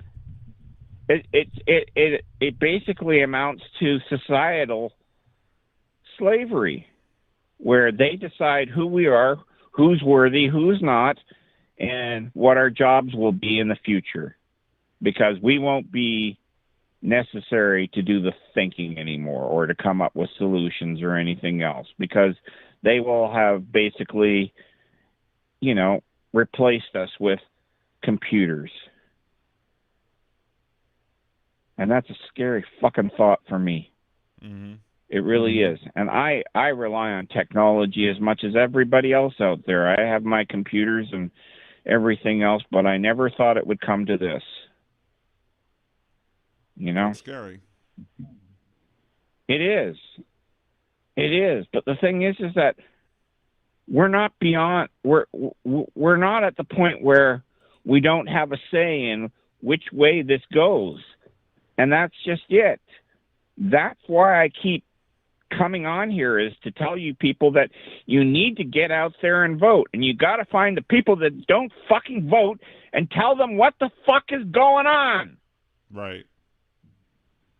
And tell them that it's not just us that are going to suffer. It's going to be you that's going to suffer, because you refuse to go and participate in the politics of your future. And that's the thing. That's what's scary as fuck, is that people are neglecting it, you know. And I remember the saying, they you know, from that show, whatever news network or whatever it was, and they said, you know, U.S. citizenship is complex. It requires participation from everybody, and it means no understanding how the structures work and everything else. That's why we used to have civics in high school as well as in regular school, so that way people understood how things worked and how you would get things done when they needed to be done, and how to make the approaches, and how to write the bills, and how to approach the problems and everything else. And that is not happening anymore. It's the billionaires basically telling political representatives what to put forward and how to, you know. And like I said, it's corruption 101, but it's now the normalcy, because we don't enforce the laws that don't allow this shit anymore. Right. You know, I don't know. On the left, who are going to say, "Oh, I disagree with the Republican Party because they're the Republicans, but I disapprove of the Democrats because they're not leftist enough." But the Republicans and the conservatives, the MAGA types, will sit there and look at that polling data and look at the very simplistic level of it and say, "Oh, well, Republicans are more favorable than Democrats." It's like, no, it's that there are more people on the left who are willing to criticize the Democratic Party because they're not left enough, whereas the Republican Party gets in line more often, and that's why you see the difference in a lot of these polls. But even in this poll, from the Gallup poll, the difference was, again, within the margin of error, making it a statistical tie. Go on. Sorry. Well, not only that, but the other thing is that I mean, who conducts the polls? Who you know? I mean, who trusts mainstream media anymore at this point? I mean, that's the other thing. I mean, outside sources who are nonpartisan and whatnot, and I mean, Trump, despite all the numbers showing that he is completely underwater, keeps going out there and saying, "Oh, I've never been more popular." And then he says, "Oh, and America is the hottest country on earth now." I mean, and then he goes out there and he says, "And I'm helping the farmers. The things have never been better." I mean, the lies are just off the scale now. And that's just it. Like, people are hurting. Right. And, I don't know what else to say anymore. You guys have lost, the ability to force your members of government to turn around and do the right thing anymore. I mean, government workers were supposed to basically be in their departments and were supposed to run in a nonpartisan manner. They were basically, here's my job. It's to protect the public from this aspect of society or whatever. And I do it because I want to serve my country in the most patriotic way possible. And, and it was something to be proud of. And now, I mean, he's going to stock the ranks with all these people. He's gone and shut down things. And get me this, okay? Mm-hmm. USAID actually helped the farmers. Right. So what did Trump do? What did Elon Musk do? He hurt the farmers. These people are not your friends. This was supposed to take care of all the excess stuff that America could not consume, and that paid the farmers a subsidy so that way the food wouldn't go to waste and it would go to people who needed the help. And it made the world think of the U.S. can't be that bad. They're feeding the poor in other countries, and they're subsidizing other countries so that way their populations don't starve to death, and they are slowly crawling up through things and making a better life for themselves and whatnot, and it's with America's assistance, and that is now gone. Yep. Tell me how you can be proud of that. Tell me how you can be proud of that, Chad. I'm proud Seriously. to be an American. Yeah. Or at least I know my wallets are empty. Anyway. This is just it. You guys are dismantling government and you keep doing the same thing. Oh, well, we're going to privatize everything. So you're going to hand everything over to the billionaires. You understand that, right? Right. I understand that. You're going to hand everything over to the billionaires. But the MAGA folks don't have a problem with it. They believe in trickle down. And they also believe that one day they'll be billionaires too, maybe. So if they ever become it, they don't want to have those pesky laws getting in the way of them, enjoying their riches that, they worked hard for. I don't know. Have I gone on too long? Are people sick of me now? Have I depressed everybody and silenced them into or are you guys angry and want better for everybody? Because, this is just it. Like Chad says that, he thinks that he and I would be able to sit down and chat about things and share a beer and we would agree to disagree on things. And it's like, dude, things aren't getting better. I live up here in Canada because we have embraced sanity. We're not ashamed of paying taxes. We're not ashamed of helping the poor. You know?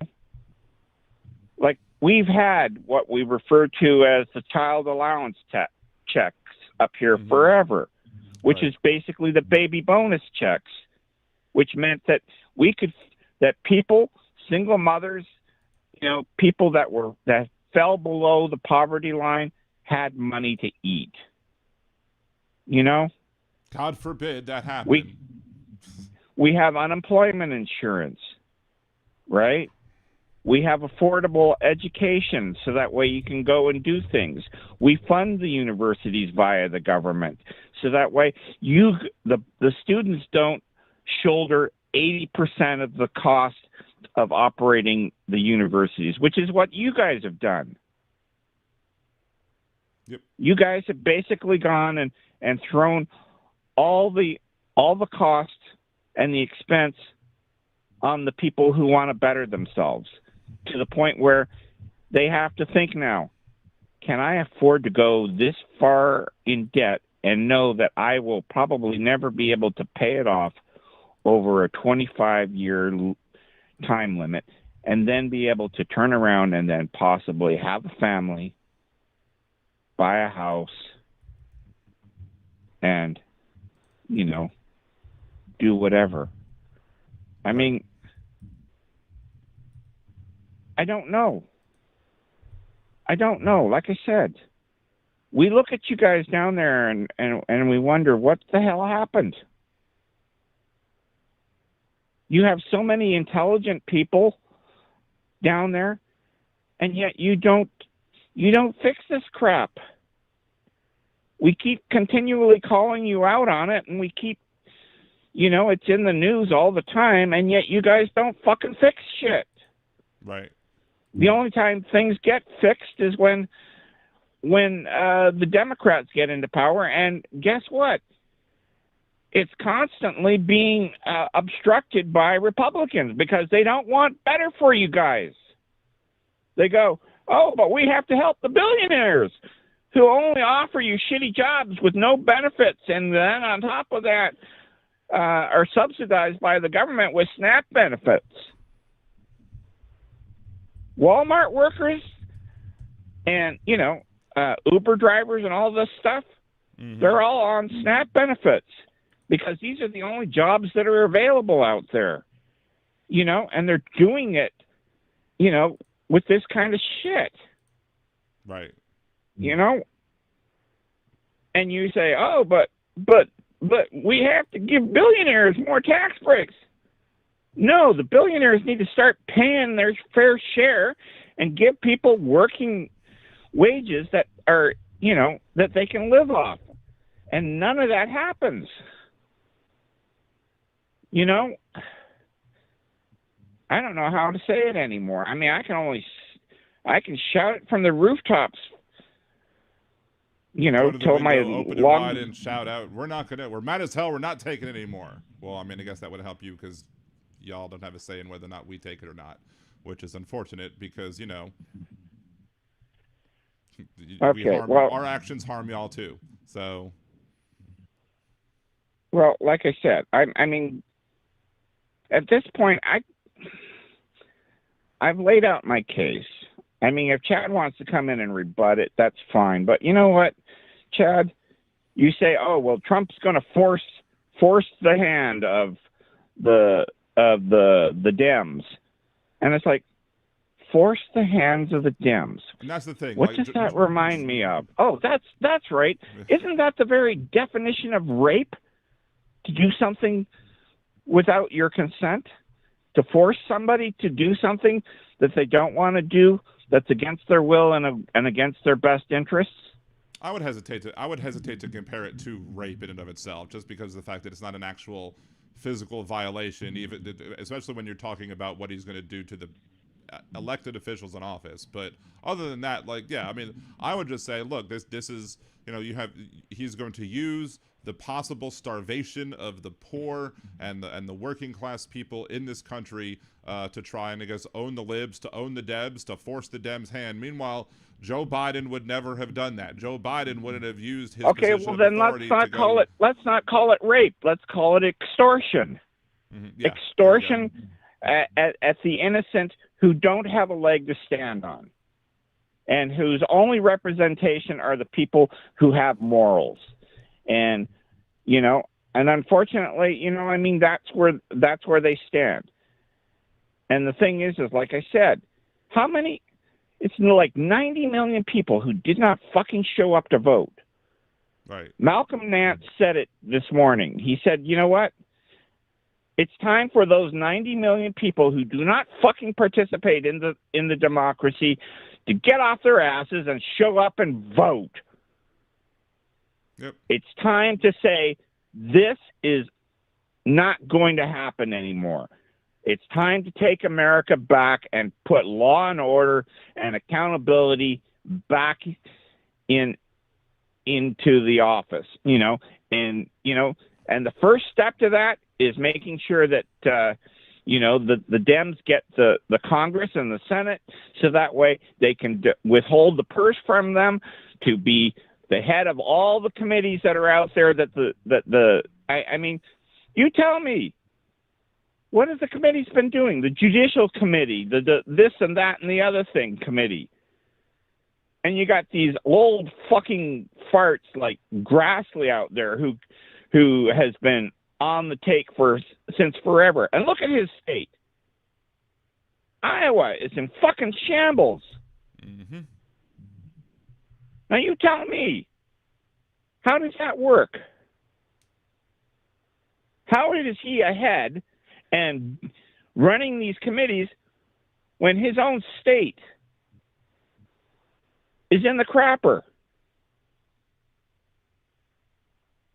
You know? Right. Exactly. You know, like,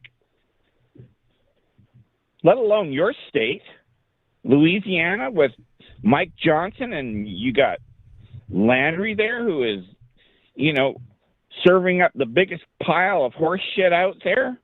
And don't forget Scalise, which you started the show with. Yep. Don't forget Scalise, old Steve Scalise, formerly for a brief hot minute one of my opponents when I ran for office. Yeah, Steve Scalise, that loser. The guy who got shot and then basically said, "Oh yeah, but I defend Second Amendment rights because they didn't kill me the first time." And his life was saved by a lesbian woman, and he's still anti-LGBTQA+. So, wasn't he already found to have Nazi and white supremacist ties? He literally called himself David Duke without the baggage. So yeah, and then he went to some horrible convention with those type of people as well. But yeah, when you call yourself David Duke without the baggage, that's a big red flag. But, you know, as old Donald says, you won't hear it, but... It is what it is. Thank you, Donald. I don't know. Anyway. Okay, Chad, it's your turn. It's your turn to rebut, I guess. I'm not going to steal the microphone forever, and, you know, I think I've said my piece. I don't know what else. Maybe I didn't shout... I probably didn't put enough MAGA imitations in there for Jolie, but you know, I mean, sorry. For Jolie, no. What do you call Jolie again? Turtle Toes. I like turtles. She's my favorite. I just wanted to do an excuse to play the I like turtles button. That's all. Well, that's just it. She deserves it. You know, I mean, that's the thing. If you look at her turtle videos are inspiring. Let's face it. I mean, I love the stuff that she puts out, and you know, and I mean, I've only heard her voice on her videos, and she has the sweetest voice. So I can only imagine what she looks like in real life. And I think me and her would get along. You know, it would literally be like the Forrest Gump.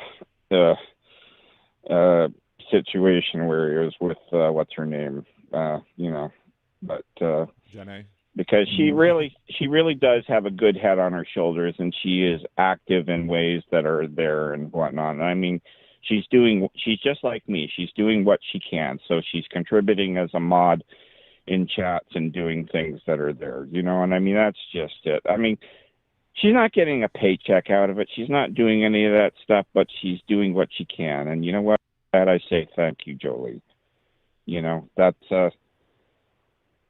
is good people. I would say that. Yes, same. And no, I'm not going to exclude Erin from that either, because Erin does this day in, day out, and she's on all the chats now. She's, I think she's on the Hal Sparks chat. I mean, the only chat that I haven't seen Erin in, I think, is maybe the Stephanie Miller one.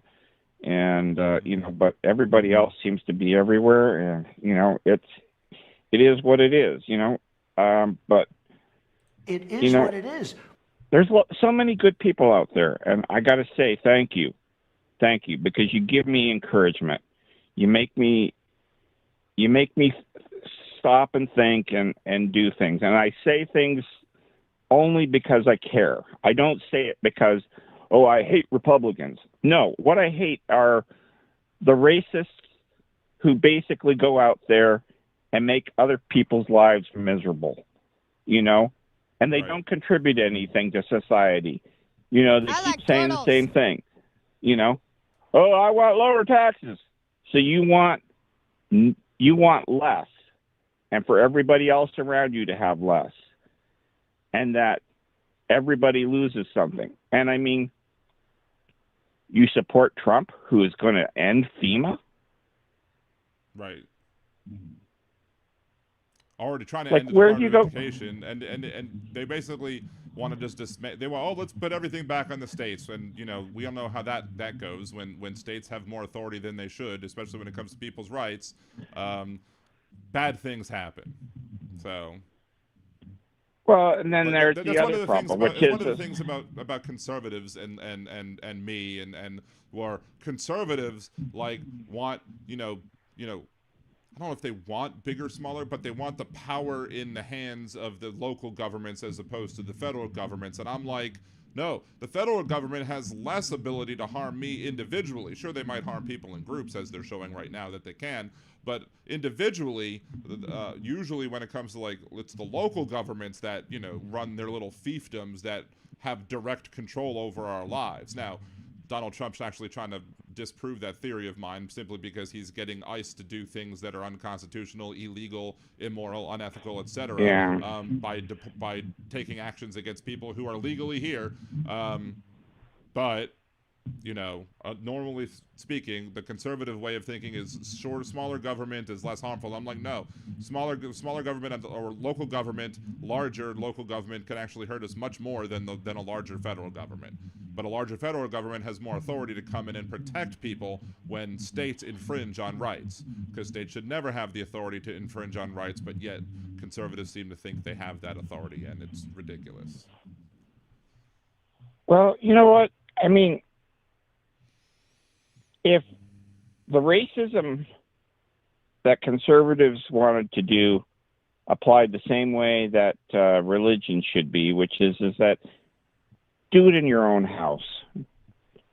Pray in private, or do whatever. Do your racism in private, whatever. If you don't like these people, then live your life, but don't go out of your way to make their lives miserable. I mean, you can be an asshole in private, and just ignore things. And if that's the way you want to be, that's the way you want to be. I don't know. I can't help you. You can educate yourself, right? But I mean, some people, let's face it, they're beyond help. They are beyond help.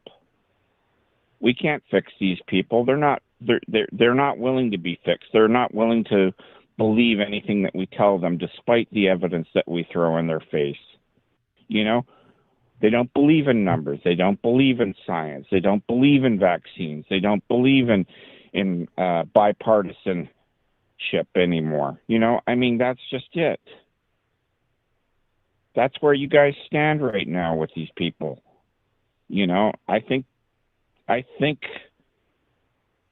there might be some who are within reach, but whatever that percentage, that 35 or 40% of them that are, you know, the South shall rise again. Yep.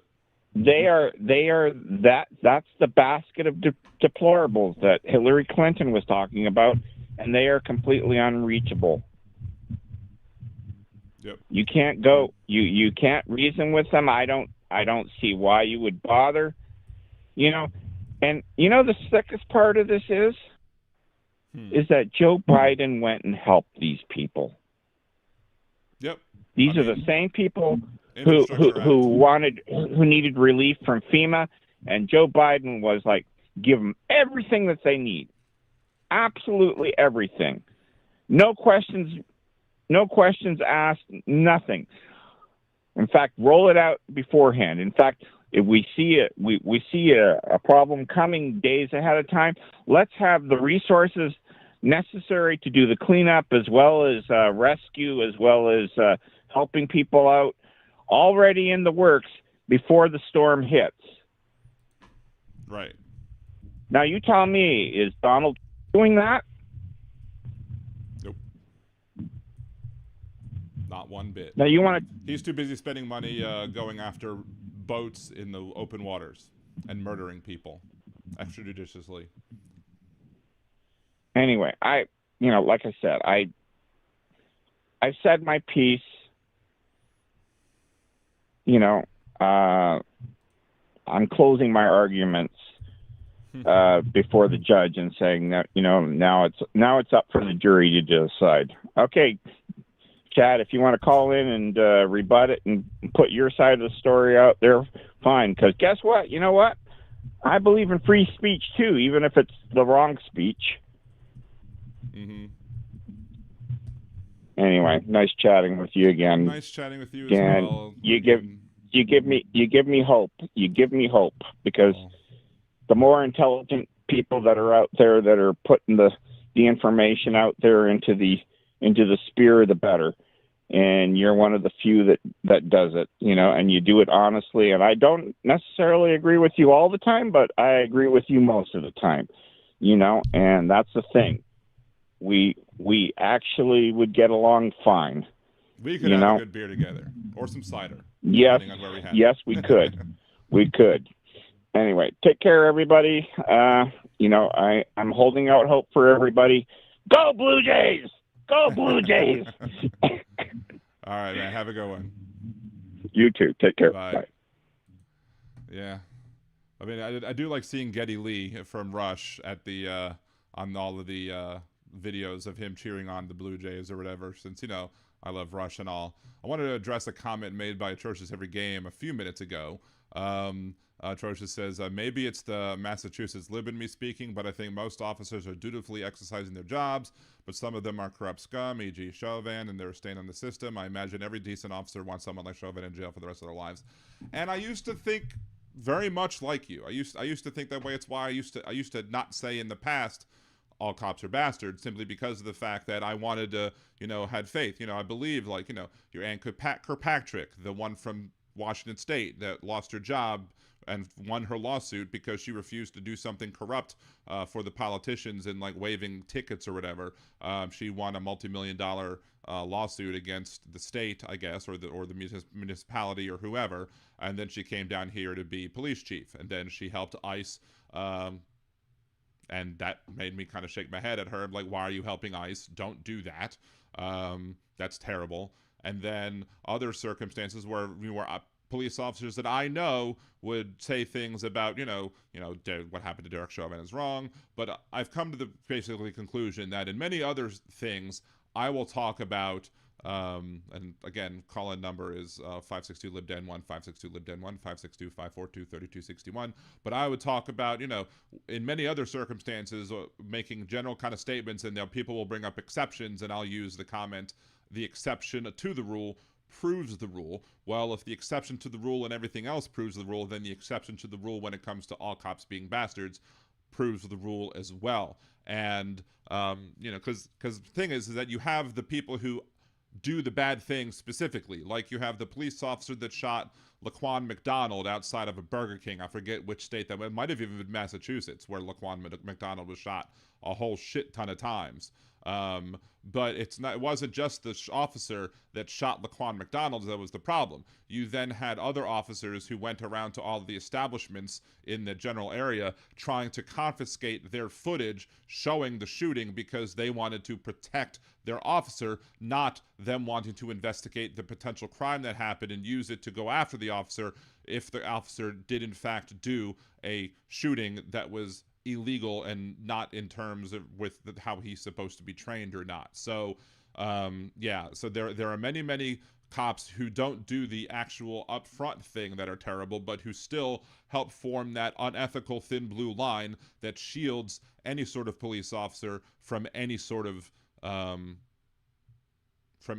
responsibility for their terrible actions. So that's why I am of the position that I have now changed my mind on ACAB, and I have now granted it and used it. Other two things I want to talk about. I do want to repeat just the thanks to Aaron and Jolie for being the best mods on the planet.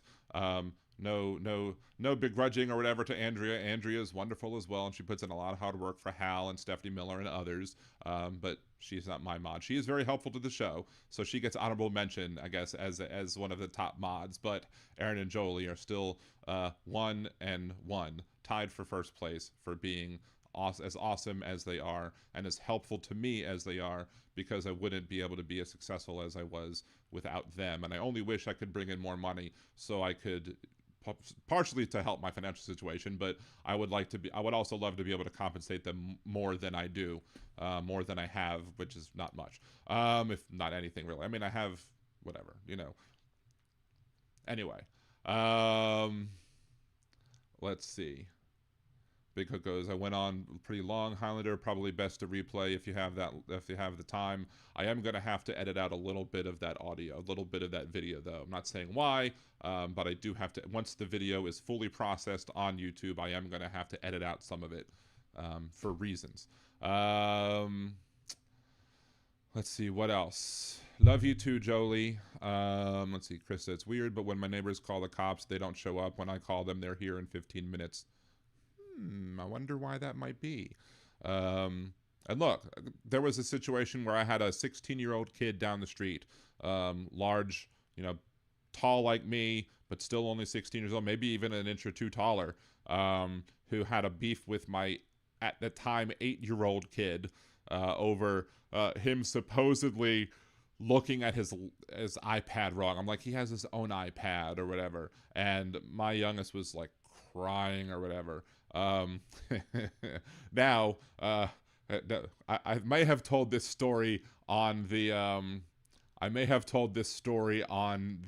the show before. If I haven't, a lewd comment's about to come up. So just warning right now, a lewd comment's about to come up, because apparently the 16-year-old kid made some sort of comment towards Henry, and Henry, who was with his older friend at the time, but not as old as the 16-year-old kid. My youngest goes, do you know Candace? And the kid's like, Candace who? And he's like, Candace dick fit in your mouth. And the older kid told me that, and it took every ounce of my of just to not laugh. I'm sitting there internally just dying laughing, and I was like, well, I'll have a conversation with him about that later. That doesn't give you that doesn't justify you making comments about how you're going to take some action against my kid. This is a person you could squash.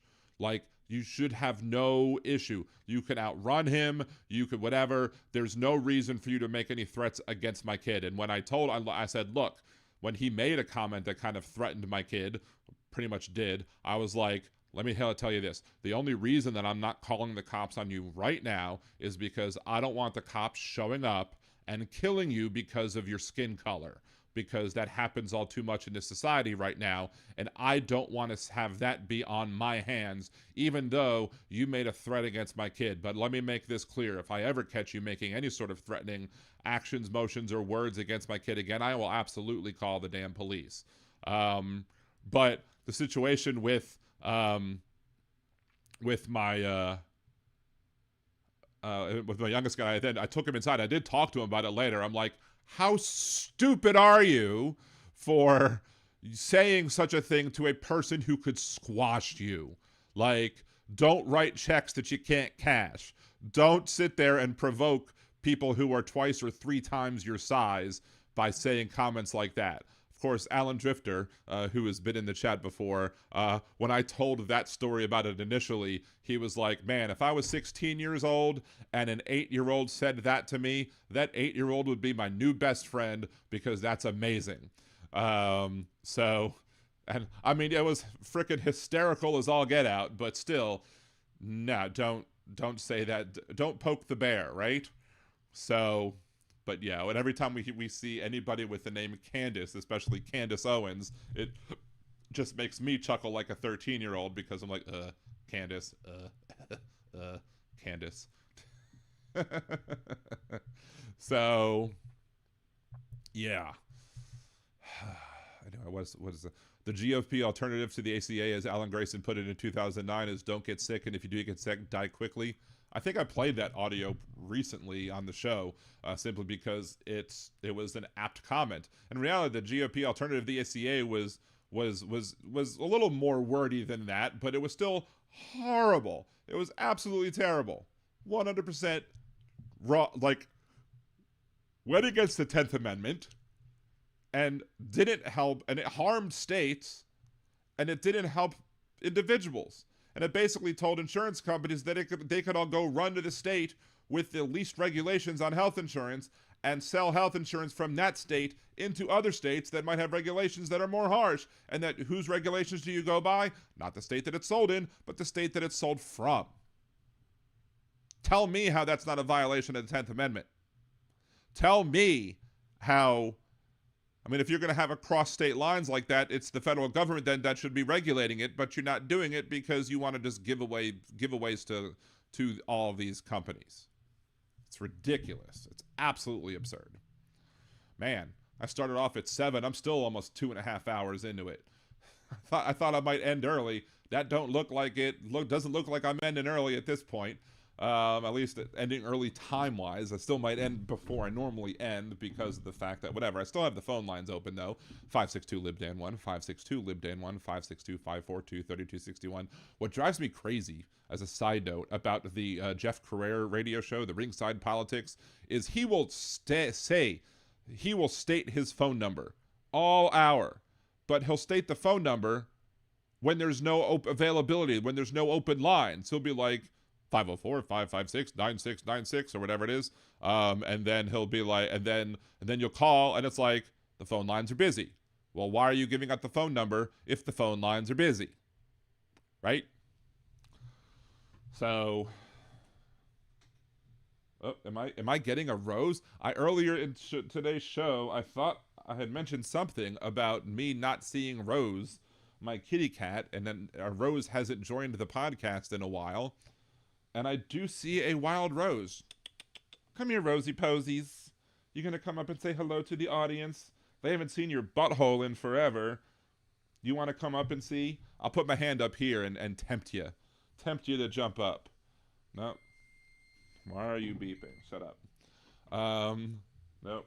Rose ran away from the beeps. Come on, Rose. Come see. See, the problem with Rose is Rose doesn't like to be picked up. Rose only wants to come on you and rest on you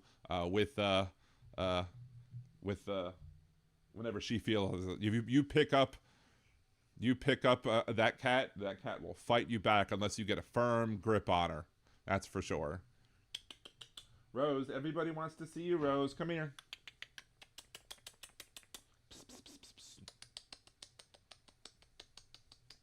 She'll come get the scratches, but then she'll run away if I try and lift her up. So, look, right here.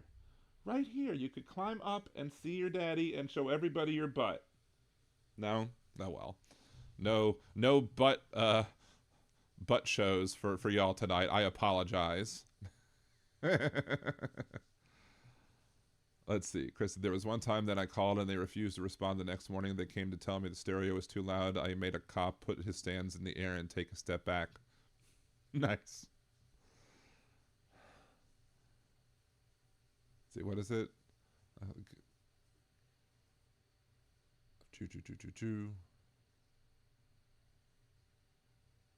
YouTube didn't blank what one? I don't know what you're talking about. She's looking for something right now. I don't know what she's looking for. Probably some mess. P-dubs, I have 2 cats, Grigio and Fern, dog named Mala. Well, as everybody should know, all of my animals are named after Golden Girls characters. So you have Rose, Blanche, you have Sophia, you have Gloria, and you have Stan. So all of them are characters in Golden Girls. Gloria, a not so frequent character, but still a character nonetheless. Maybe had I known that we were going to get a Stan at some point, I would have renamed Gloria Dorothy, but I don't know. That didn't happen back then, and as Donald Trump says... It is what it is. Thank you, Donald. Man, Scottish humor, so it's deadpan, it's great. I'm gonna have to look up your wee show there, lad. Want to check out the dry Scottish humor? You'll probably be like, that's a terrible Scottish accent.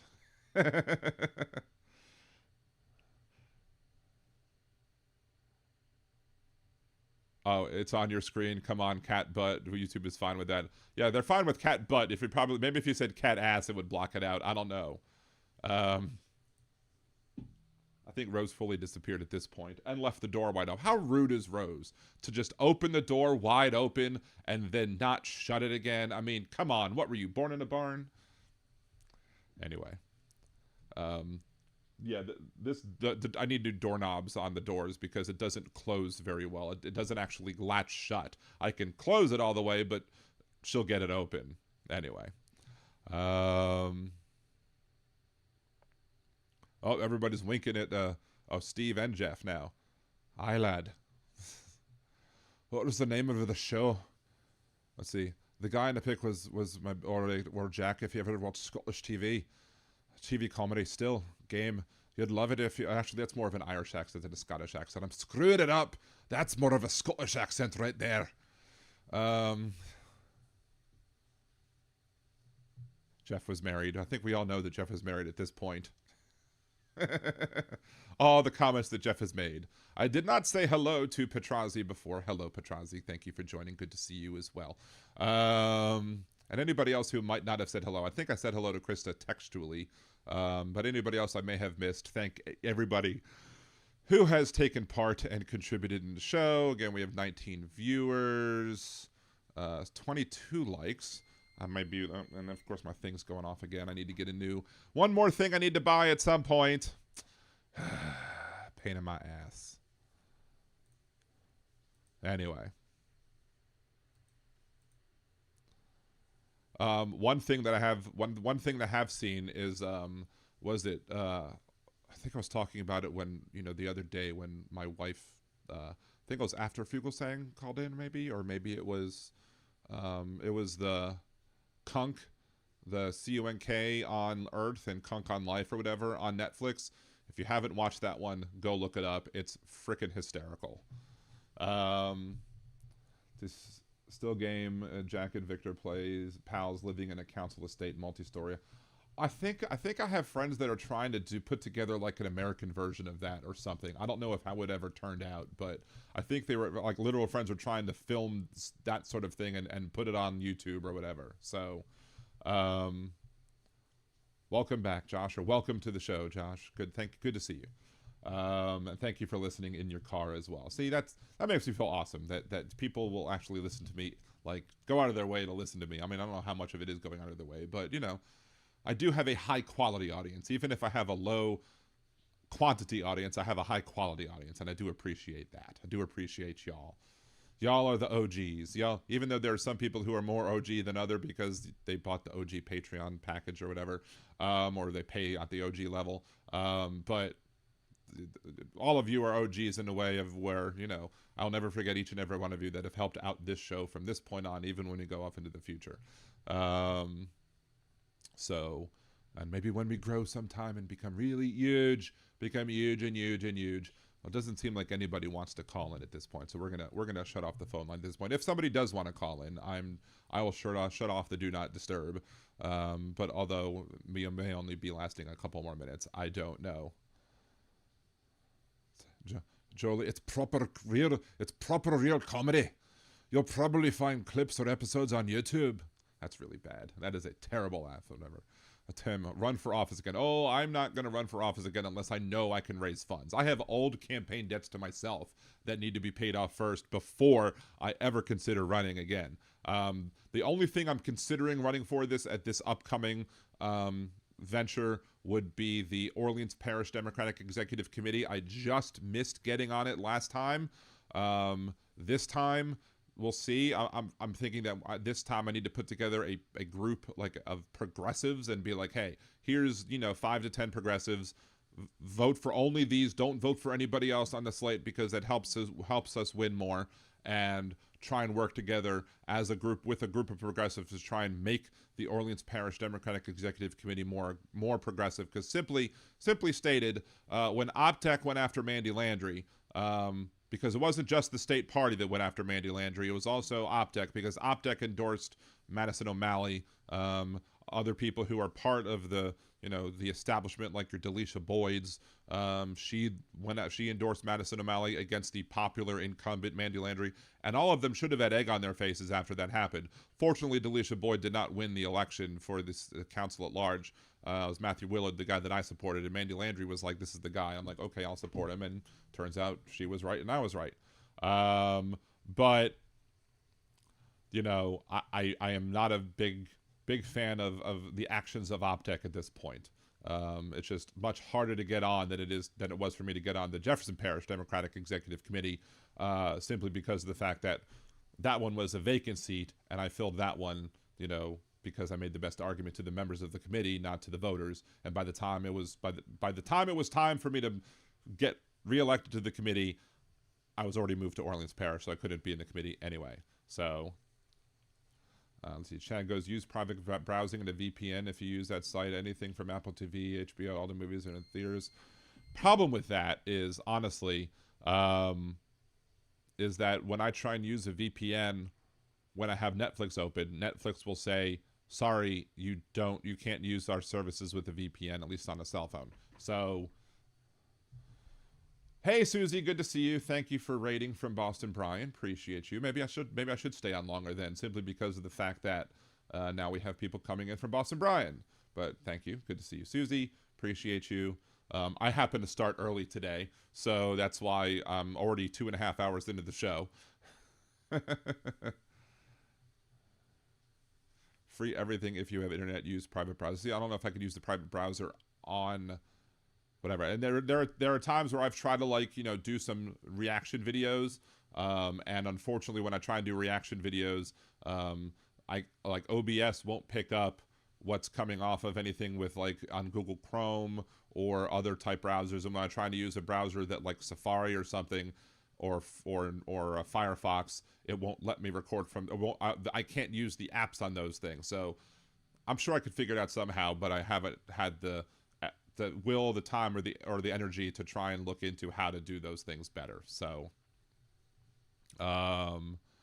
Steve, I've got one last beer. If you keep going, what beer are you drinking, lad? Is the beer a Scottish beer? Oh wait, I hit the wrong damn button. If it's no Scottish, it's crap. Thank you. I guess I can, since the phone lines are off, I can turn back on the sounds. Susie, I believe I was first on your short to comment. Thank you so much, Susie. Appreciate you. Again, that's one of the best ways to help the show. Again, is when you have videos, that you see, if a new video, like it, share it, comment on it. Help the algorithm, because Al Gore needs more rhythm. So shut up, you stupid thing. I don't know why that's beeping, but I have a feeling that one of these days nothing is going to work in here. I'm going to have to go out and buy a new one of these just so I can do a podcast again. all these little tiny expenses adding up, and then on top of the big ones, like, you know, I'm supposed to have my stovetop installed tomorrow, and then just realized that we both me and my kid have doctor's appointments at the same time, so no one's gonna be home. So we have to either get the guy to come in later or get a new day for the guy to come in to fix the stovetop as well. So thank you, P-Dubs, appreciate you. I thought it looked more neat. That's why I went with this background, and I also went with this one, except, you know, there I am here. But I went with that one for the title one, but I've been using that one less often, simply because I think this one is better because A, I'm bigger, B, you get to see more of the chat, of more of the people talking, etc., etc. So, but yeah, that was a Canva AI made this one for me after a couple of attempts. Canva AI is much more forgiving when it comes to using images of people, as opposed to other like ChatGPT or something. Although with this one, this was the funniest story. I told ChatGPT literally to make me somebody that looked like Trump with covering his head. We can't do that because it's political. And I'm like, okay, well, give me an orange-faced person, orange-skinned person in a blue suit, a red tie, with, you know, who's a little chunky, who has wild blonde hair. And I got this, which is exactly what I wanted for the Trump Can't See It. If Trump can't see it. Wait, hold on, I've got to play that. If Trump can't see it, you must not exist. That also includes the extinct list. Object permanent, a milestone missed. If Trump can't see it, he must not exist. Anyway, Jeff goes, I tried a Guinness, I won't do it again. Guinness, the beer you can eat with a fork. Yeah, I mean, I eat one time a day, mostly. I think today I had 2 meals actually, but the Zep bound is what causes me to not be able to eat as much. So, what was I gonna say? I was gonna respond to something else. Oh, I was gonna see what try and catch what Steve was drinking, but did Steve say have tenants brewed in Glasgow? All right, then. Shut up, beeping thing. I found a place that had $4 pints for happy hour. Nice. Blue Jays are up 5-1 in the bottom of the 7th. Wow. Gonna go up 3 games to 2, eh? Eh? And that's in LA, I think, right? Because the last 2 games, I think, are scheduled to be in Toronto, and which will make this the first Major League Baseball season to be bookended, having games played not on U.S. soil, because opening day, the first game of the season was played in Tokyo, and the last game of the season, regardless if it's Game 6 or Game 7, will be played in Toronto. So, which is definitely interesting for the America's pastime, right? So, heard a sighing kid in the hallway. Oh, it was you? I thought you were Henry. Your sigh sounded like Henry's sigh. Oh, that happens. Chris, I was 6 months pregnant and weighed 127. Man, when you were 6 months pregnant, you weighed how much weight that I've lost already on my injectables. So, I lost to Krista when I think my youngest is just about the same weight that I lost to. So I'll be like, Henry, I've lost a you in weight so far.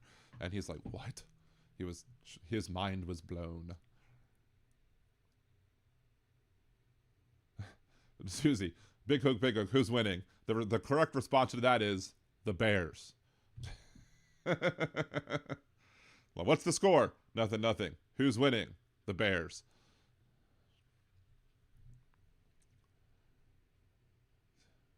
So I was going to say something else. There was somebody that brought up an idea of a song, and I was going to have a song to sing, and now I completely forgot what I was going to sing in the first place. So, oh well. As it is what it is. Trump says it is what it is. Exactly. So, it does not look like anybody is going to be calling. Well, I did turn off the phone line, so it doesn't look like anybody has stated in chat that they wanted to call in or whatever. At the Bears.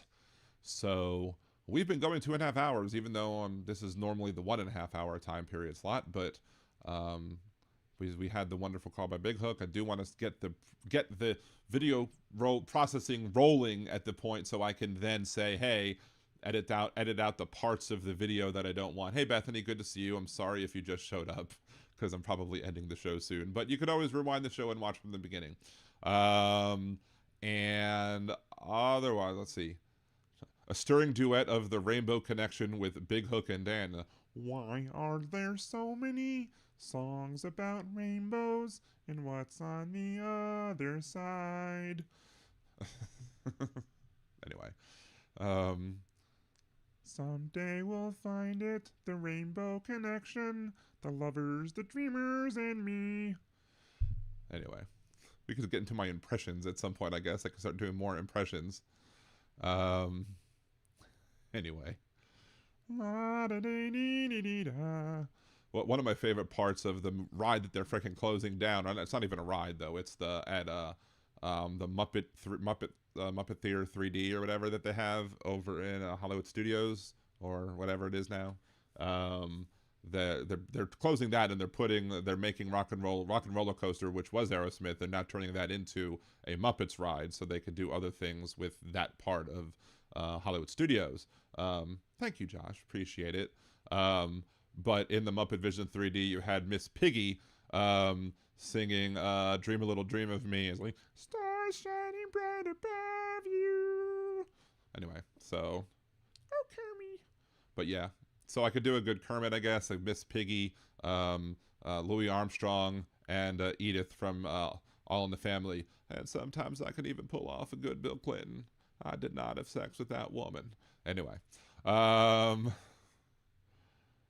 let's see.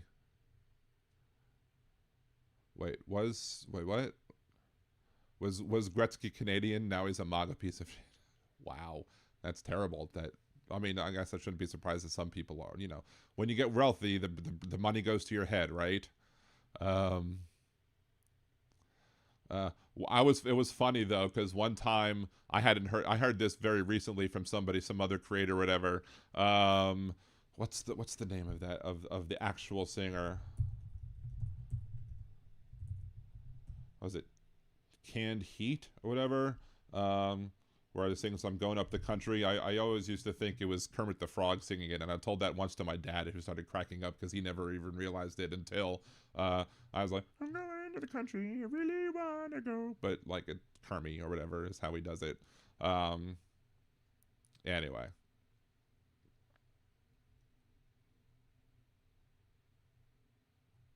Let's see what else. Thank you, Roxanne. Appreciate you. But yeah, I definitely think that he sounds like Kermit. And if you didn't think so before, the next time you hear that song, you're going to think it and you'll be like, God damn it, Liberal Dan, you ruined the song for me. Just kind of like how I like to ruin the song. It's less and less likely that I'll ruin You Ought to Know by Alanis Morissette, because nowadays more people have said it. But back in the day, I was like one of the only ones who said, is she saying that he gave her a cross-eyed bear? Anyway. Trump loves to play him up as one of his closest friends as far as, I love Wayne Gretzky. You know, nobody was a better hockey player than Wayne Gretzky. Screw Mario Lemieux. I don't like him at all. Fake news. My impression of Donald Trump is one of the worst ones out there. I mean, there are probably worse than me, but there are definitely much better ones than me. Mine's kind of like the fake Colbert one instead of the real ones. The real ones that other people can do that are more raspy. And there's something with mine that's just missing where I'm not doing it exactly right. I could do the hand signals, but I can't quite do the other part of the Trump impression correctly. Big Lee. This is driving me up the wall. Anyway, if anybody has a UPS thing that they want to get rid of, there you go. Anyway, so I think that's about it. I think we've said hello to everybody. We've talked about what we want to talk about today. A nice big long call from Big Hook. So, unless anybody else wants to jump in really quick. Oh, here we go. I'm about to end the show, and over on on not Twitter, over on Twitch, we have Tony Soprano's Balls, who says Trump is the best. So, sorry you feel that way, dude, but, you know, that sounds a little hairy to me. Doesn't sound like it's fully descended into the reality. Right? Texas Paul does a good RFK impression. See, that's my thing with RFK Jr. I've heard other people also do really good impressions of RFK Jr., like really nailing the voice. But to me, it's a speech impediment, and I really don't feel comfortable making fun of somebody's speech impediment. So I really don't want to make fun of the way that RFK Jr. speaks, even though clearly the brainworm is in charge right now, and you know, I'll make fun of his political opinions. I'll make fun of the decisions he makes and mock them for being uninformed drivel, but I'm not going to mock the voice because, again, I feel that's very ableist, little ableist of people, right? Tim, low-hanging fruit, exactly. Tony Soprano says, TSB says, Kamala is eating the adrenochrome and the babies are crying. Do you really believe in that adrenochrome conspiracy? You know, that's kind of the same bullshit that Jim Caviezel was talking about when he was promoting his terrible movie, The Sound of Freedom. And if you want to hear me do a bad parody of The Sound of Silence, the Disturbed version, I did one talking about Jim Caviezel and he's being out there promoting his movie using anti-Semitic tropes that, you know, perpetuate, you know, lies stated about Jews so that he can, I guess, I don't know, push his movie, whatever, I don't know. But, you know, I have no problem with the general concept and idea of people wanting to fight child sex trafficking. I wish this administration would actually do more about that than the other people that he's targeting, like, you know, the cruise ship workers who are working here legally. But the people who spout that whatever crap are just perpetuating ideas that's akin to the whole Jews grind up babies and put them in the matzah, which never made any sense to me, because to me, if you grind up a baby to put it in matzah, the matzah could never be white. It would have to be at least a pinkish hue, right? Because of all the blood. I mean, unless you're saying that we drain all the blood first. I don't know, but I don't understand anti-Semitic theories as to why they believe the things they do. I just know that they believe the things they do because I've been educated on it, including the fact that, you know, numbers like 14/88 are Nazi rhetoric. They're Nazi dog whistles, and for Donald Trump to have labeled his executive order with the new numbers, you know, that are anti-Semitic, you know, that supposedly was a fighting anti-Semitism executive order, clearly says to me that somebody, at least somebody in the White House, if not him, was purposefully numbering that executive order specifically. Thank you, Aaron. What was it? I mean, it may very well had made it through. The real child we should know who the real child traffickers included, people like Jeffrey Epstein and Ghislaine Maxwell, and who is protecting those people right now? The people who are the customers of Ghislaine Maxwell and the customer of Jeffrey Epstein. The people who are protecting those customers are people like Speaker Johnson, and people, by not swearing in that Democrat who would vote to release the Epstein files, people like Donald Trump, who now says it's a hoax. Right? So the people who are protecting the pedophiles are the people in this administration and the people running Congress. They are protecting the pedophiles by not letting us see the contents of the Epstein files. So, can't get any much more. I mean, you can't. I don't know how you can deny that. You know, until before now, when Trump was running for office, they're like, release the files, and now they won't release the files, and most of the people are just silent as the grave. Silent as the grave that Jeffrey Epstein's murdered carcass is laying in. Because I don't believe that Jeffrey Epstein killed himself, not one bit. I'll agree with conservatives on that. But you know who was president when Jeffrey Epstein supposedly offed himself? It's Trump, right? So, Let's see. Jeff Curry, I'm cooking I would say, Jeff Curry says, I'm cooking 20 people for a video shoot. I'm like, what the hell video shoot are you doing if you're cooking 20 people? Cooking for about 20 people. There you go. Let me hold some. Let me have a plate. You can invite me to the cookout? Anyway. Yeah, Big Hook. See what I said about Republicans? Exactly, Big Hook. Krista, the poor brainworm died of starvation. That's probably true. So,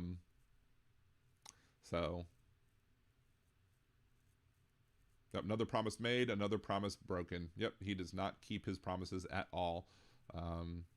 Whenever he wanted to drain the swamp, it was to replace it with a more swampier swamp. I mean, the swamp now is Pam Bondi. The swamp now is Pete Kegsbreath. The swamp now is all the other sycophants that he has put into office meant to protect him. I mean, literally, Pam Bondi said that if any court were to say that any of the members of the administration are in contempt of court, or in contempt of Congress, that she would not send the U.S. Marshals after them because, she is going to protect people even if they commit acts that the courts found to be contemptuous of them. So, did I hear about the current administration using Pegasus to hack? Yes, Big Hook was talking about that too. But I had heard about that as well, but Big Hook was talking about that earlier. Where's Bongino? Probably smoking on his bong. His ginormous bong ginormous, or whatever his name is. So, or Bongholio, as Hal says. Yeah, I'm Bongholio. Yeah. Settle down, Beavis. I should, or if I'm doing Bungholio, I should be like that, right? Yeah, where is Dan Bongino? Shut up. Do y'all hear the beep, or is it just bothering me? I have put, where is Dan B-O-N? Dan Bongino's current primary location is as Deputy Director of the FBI, blah, blah, blah, blah, blah. The Bulwark, where is Dan Bongino? For real, is he locked into cages deep below the FBI? He has disappeared. Oh, where has Bungholio gone? Oh, where can it be?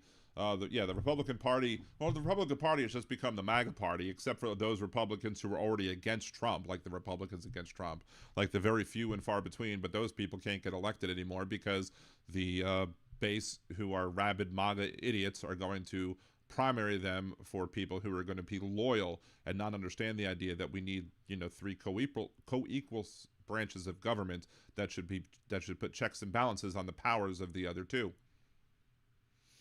So, yeah, my Bungholio. Looks like Tony Soprano's balls have gone away. Maybe they just receded back into the body, right? Holiday would be so nice. Celebrate. Hey, it's Fat Bald Sicilian. How you doing? I was just watching Fat Bald Sicilian's show before my show came on earlier. You available to call in right now, Fat Bald Sicilian? You can hop on if you want. I'll open up the phone line again real quick if you wanna call in, give a little chat. But it's very good to see you. I literally just stumbled upon his show before the show, and he was debating he had a whole bunch of MAGA fools in his chat. I don't know how you managed to get that, because I tend to not get as much of them coming into the chat. More of them stream into my videos themselves, but my problem is I think I don't have enough algorithmic enticing things to be able to enable the algorithm to be hit. Oh, there's that freaking beep again. Call me crazy, but I miss Sidney Powell. You're crazy! I think apparently also, the fact that Rose didn't join us today is very sad, because today is National Cat Day. We could have celebrated Rose's cat butt on National Cat Day. Not at the moment, unfortunately, but thanks for that. Okay, no problem. That's cool. Normally, I run from at 8 p.m. Central on Mondays and Wednesdays. After I get my knee surgery in 2 weeks and a day now, 15 days away from my right knee replacement. Already dealt with my left knee. After I do that, and after I recuperate enough from that to be able to climb up the stairs and everything, which shouldn't be too long, probably after Thanksgiving, after the Thanksgiving Thursday, I'll probably move the show to 3 days a week, Mondays, Wednesdays, and Thursdays at 8 p.m. Central my time. So if you do want to email me and want to schedule sometime when you want to come on the show, we can talk about yours. We can talk about politics. We can talk about how dumb MAGA folks can be. At least the vast majority of them. Just shoot me over an email. It's just liberaldaneradio@gmail. Liberal Dan Radio everywhere, I suppose. So, but we can get into, you know, how your channel started, how you've moved on to try and get more stuff about politics and stuff like that. So it would be it'd be great to get you on or whatever, because we agree on a lot of things. So obviously, anyway, let's see. Steve, Josh Mate, Atomic by Blondie actually has very few words. If you don't want to go crazy, it's a mainly tune, okay? Big Hook, hope you recover quickly and it solves a lot of pain management and thinking about healthier style of walking. Yeah, I mean, I've been able to do a little more walking. Once I'm able to walk better, I will definitely be going on more walks. Once both legs are cleared, and that'll probably help, you know, trigger the more of the weight loss and get me off of this plateau that I'm currently on. We do have a TENS machine, and I did like a little portable one, and I did use it on my knee. It did help out a whole bunch when I was doing some of the stuff, but I need to get back into some of it. But, you know, more of the stretching to make sure that I'm ready and prepared for everything. But I mean, I didn't do much, and I already passed physical therapy with flying colors with my first one. But I already have my next physical therapy appointment set up on the 17th at 10 a.m. in the morning. So fun. But yeah, everybody go click on Fat Bald Sicilian, check out his channel as well, give him some subscriptions, because he's trying to get into more political stuff, so he would like to have more people who are active politically, and we can try and make sure, hopefully our shows don't overlap too much. I started a little earlier again today, but normally the show's at 8 p.m. Central. So anyway, I think we're pretty much out. We're at 3 hours at this point of streaming, and by the time the actual my post-show music runs, we'll be past 3 hours. So I think I'll go ahead and end the show now. Again, appreciate you, FBS, Fat Bald Sicilian, for coming in, saying hello. I was anticipating it. I was looking forward to it. I'm glad to see that you came in. Plenty of content out there. Would love to see your thoughts on all of it, and we'll get you on the show and we'll start talking. I mean, your channel is bigger than mine subscription-wise at the moment, but I don't know how much of your channel is political or not versus from the other stuff that you've done. So thank you very much. Appreciate it. 6-1 now, Blue Jays at the bottom of the 8th. Craziness.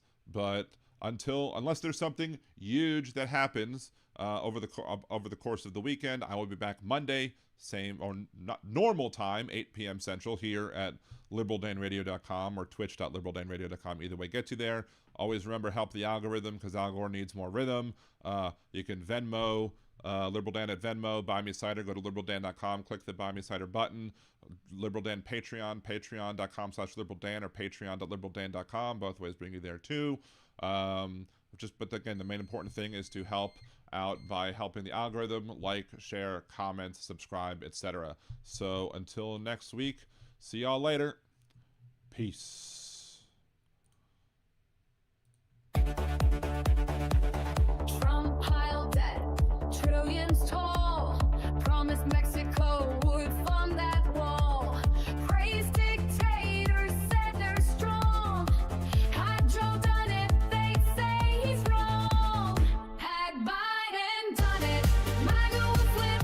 Had Biden done it, whole numbers would slip. Had Biden done it, they'd scream foul play. But Trump did it, so it must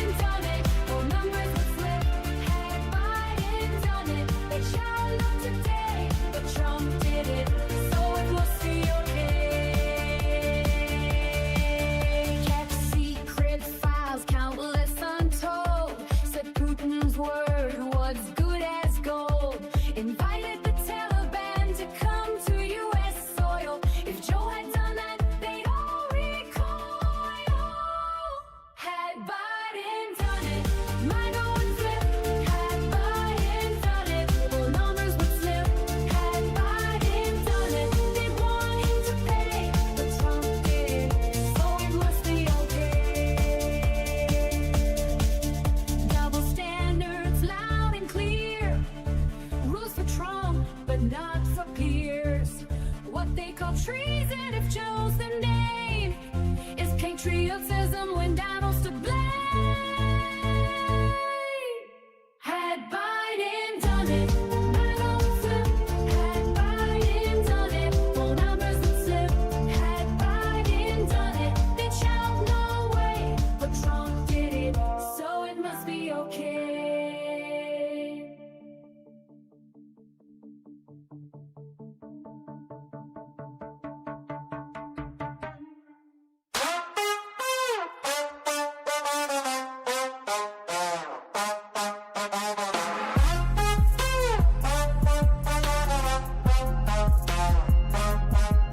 Obama and Bush's pictures got hidden, obscuring the past, history rewritten.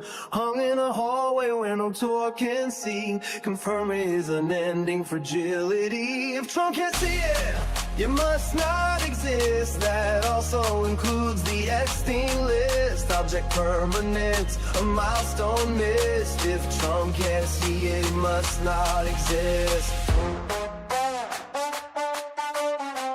The testing was the line that he said. Hundreds of thousands needlessly dead. Now HHS is run by brainworm quack, hiding the truth behind his back. If Trump can't see it, it must not exist. That also includes the Epstein list. An administration run by narcissists. If Trump can't see it, it must not exist.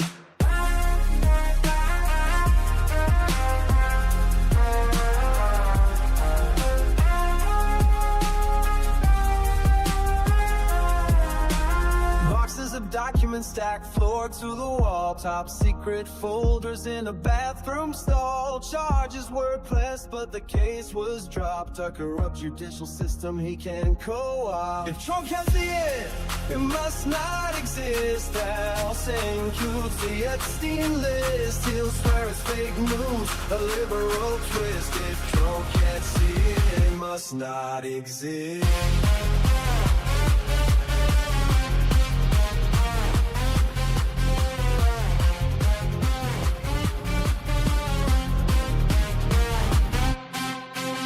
Encampments downtown, tents lining the street. Invisible people that power won't beat. Hide them away so the cameras can't find the proof of a system that's cold and unkind. Of chaotic secret and NDA sign, an illegal bribe. Michael Cohen fine. Trump got fined too over his gag order, but she didn't gag 'cause he was much shorter. It must not exist. That also includes the Epstein list. We can't let him win, we must resist. If Trump can't see it, it must not exist.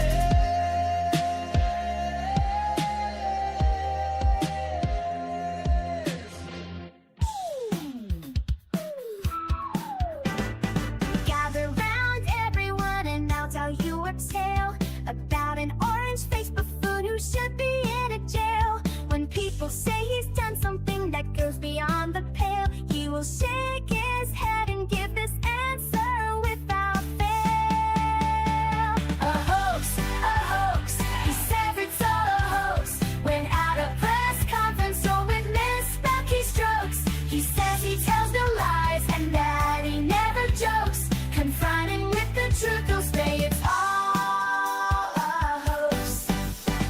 A modern Don Quixote, he hates the windmills, claiming to protect the birds and whales he says they kill.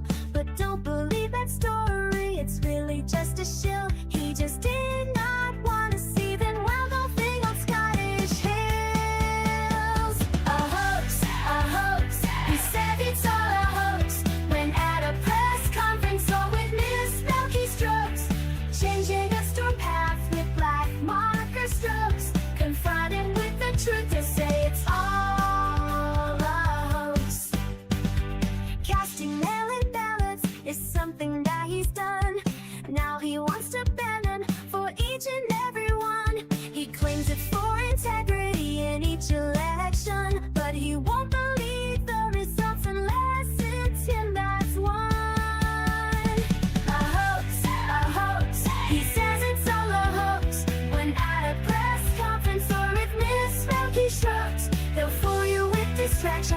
real sugar in coats. Confronted with the truth, he'll say it's all a hoax.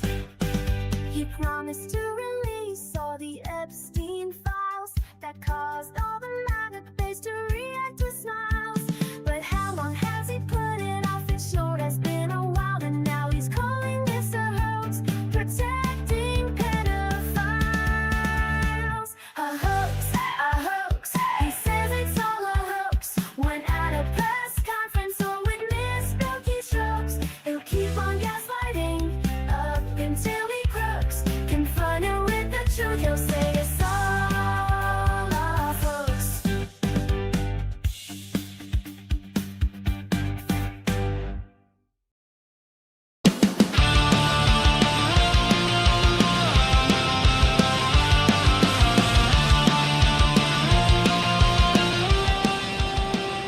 These are the people who run the damn show.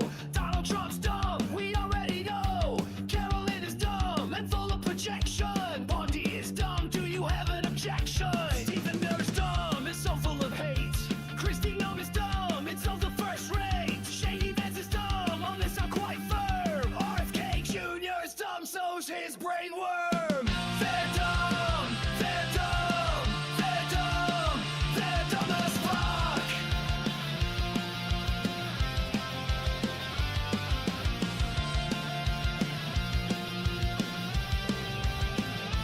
These are the ones still pushing the con. MTG's dumb, she keeps babbling on. Speaker Johnson's dumb, he's all smirk and sleaze, but he's not as dumb as Congressman Scalise. Robert is dumb, no brain and just filler. Senator Kennedy said he'd drink weed killer. Josh Hawley is dumb, run through the halls. Ted Cruz is dumb and he has no balls. They're dumb, they're dumb, they're dumb, they're dumb as fuck.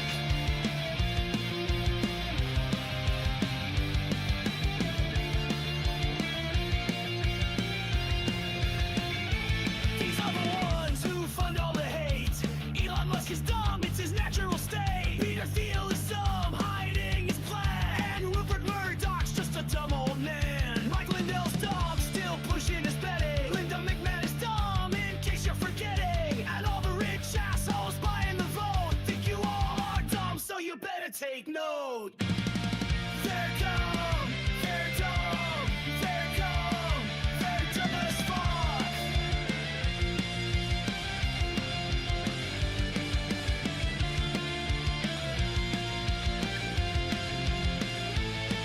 They lie, they cheat, they crawl in the muck, they call it freedom, but they're all schmucks. We see through their game, we know they all suck, 'cause they are all dumb as fuck. Dumb, dumb, dumb, dumb, dumb as fuck.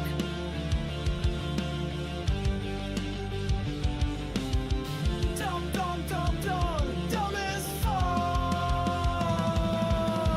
Dumb, dumb, dumb, dumb, dumb as fuck.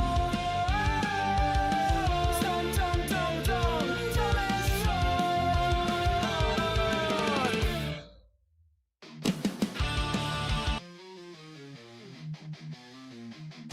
They wrote it in the laws, ink still bleeds. Treating women like soil, just planting seeds. She's gone, brain dead, not even awake. But the state's got a claim, gonna plant its stake. Say it's God's will, say it's life they protect. But they ain't the ones feeling pain or neglect. From Texas to Georgia, they set the trap. Rights roll back while they smile and clap. Gilead's here, this is true. Hey, MAGA fools, they'll come for you too. So I'm gonna see you later. I'm not gonna be a baby incubator.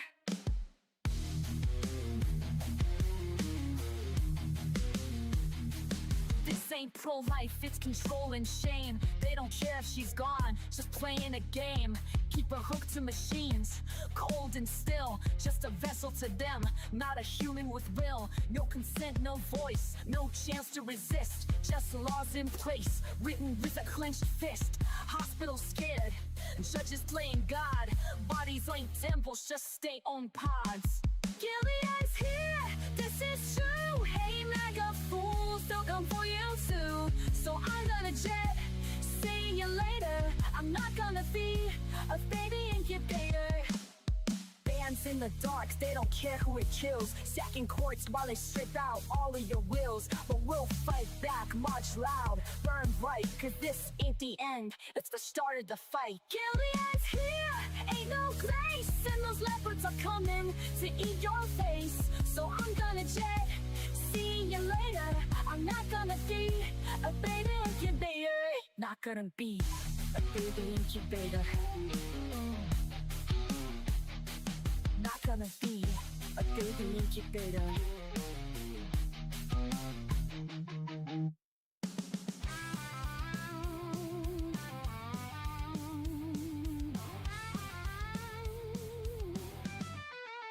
The creative director at WGSO had a little something he thought you should know.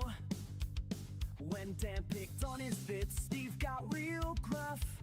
So Steve called Dan a flake, called him liberal dandruff.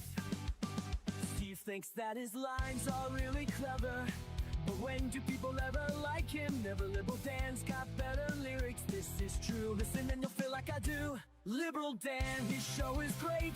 Liberal Dan, he goes live at 8. Liberal Dan radio, it's the best, cause Liberal Dan's head and shoulders above the rest. Steve's about to find out his mistake. In this feud, Dan's Kendrick, Steve is Drake. Dan might not be the world's best singer, but he's got more talent in his little finger. Steve thinks that his lines are really clever, but when do people ever like him? Never. Liberal Dan's got better lyrics, this is true. Listen and you'll feel like I do. Liberal Dan, his show is great. Liberal Dan, he goes live at 8. Liberal Dan radio, it's the best, cause Liberal Dan's head and shoulders above the rest.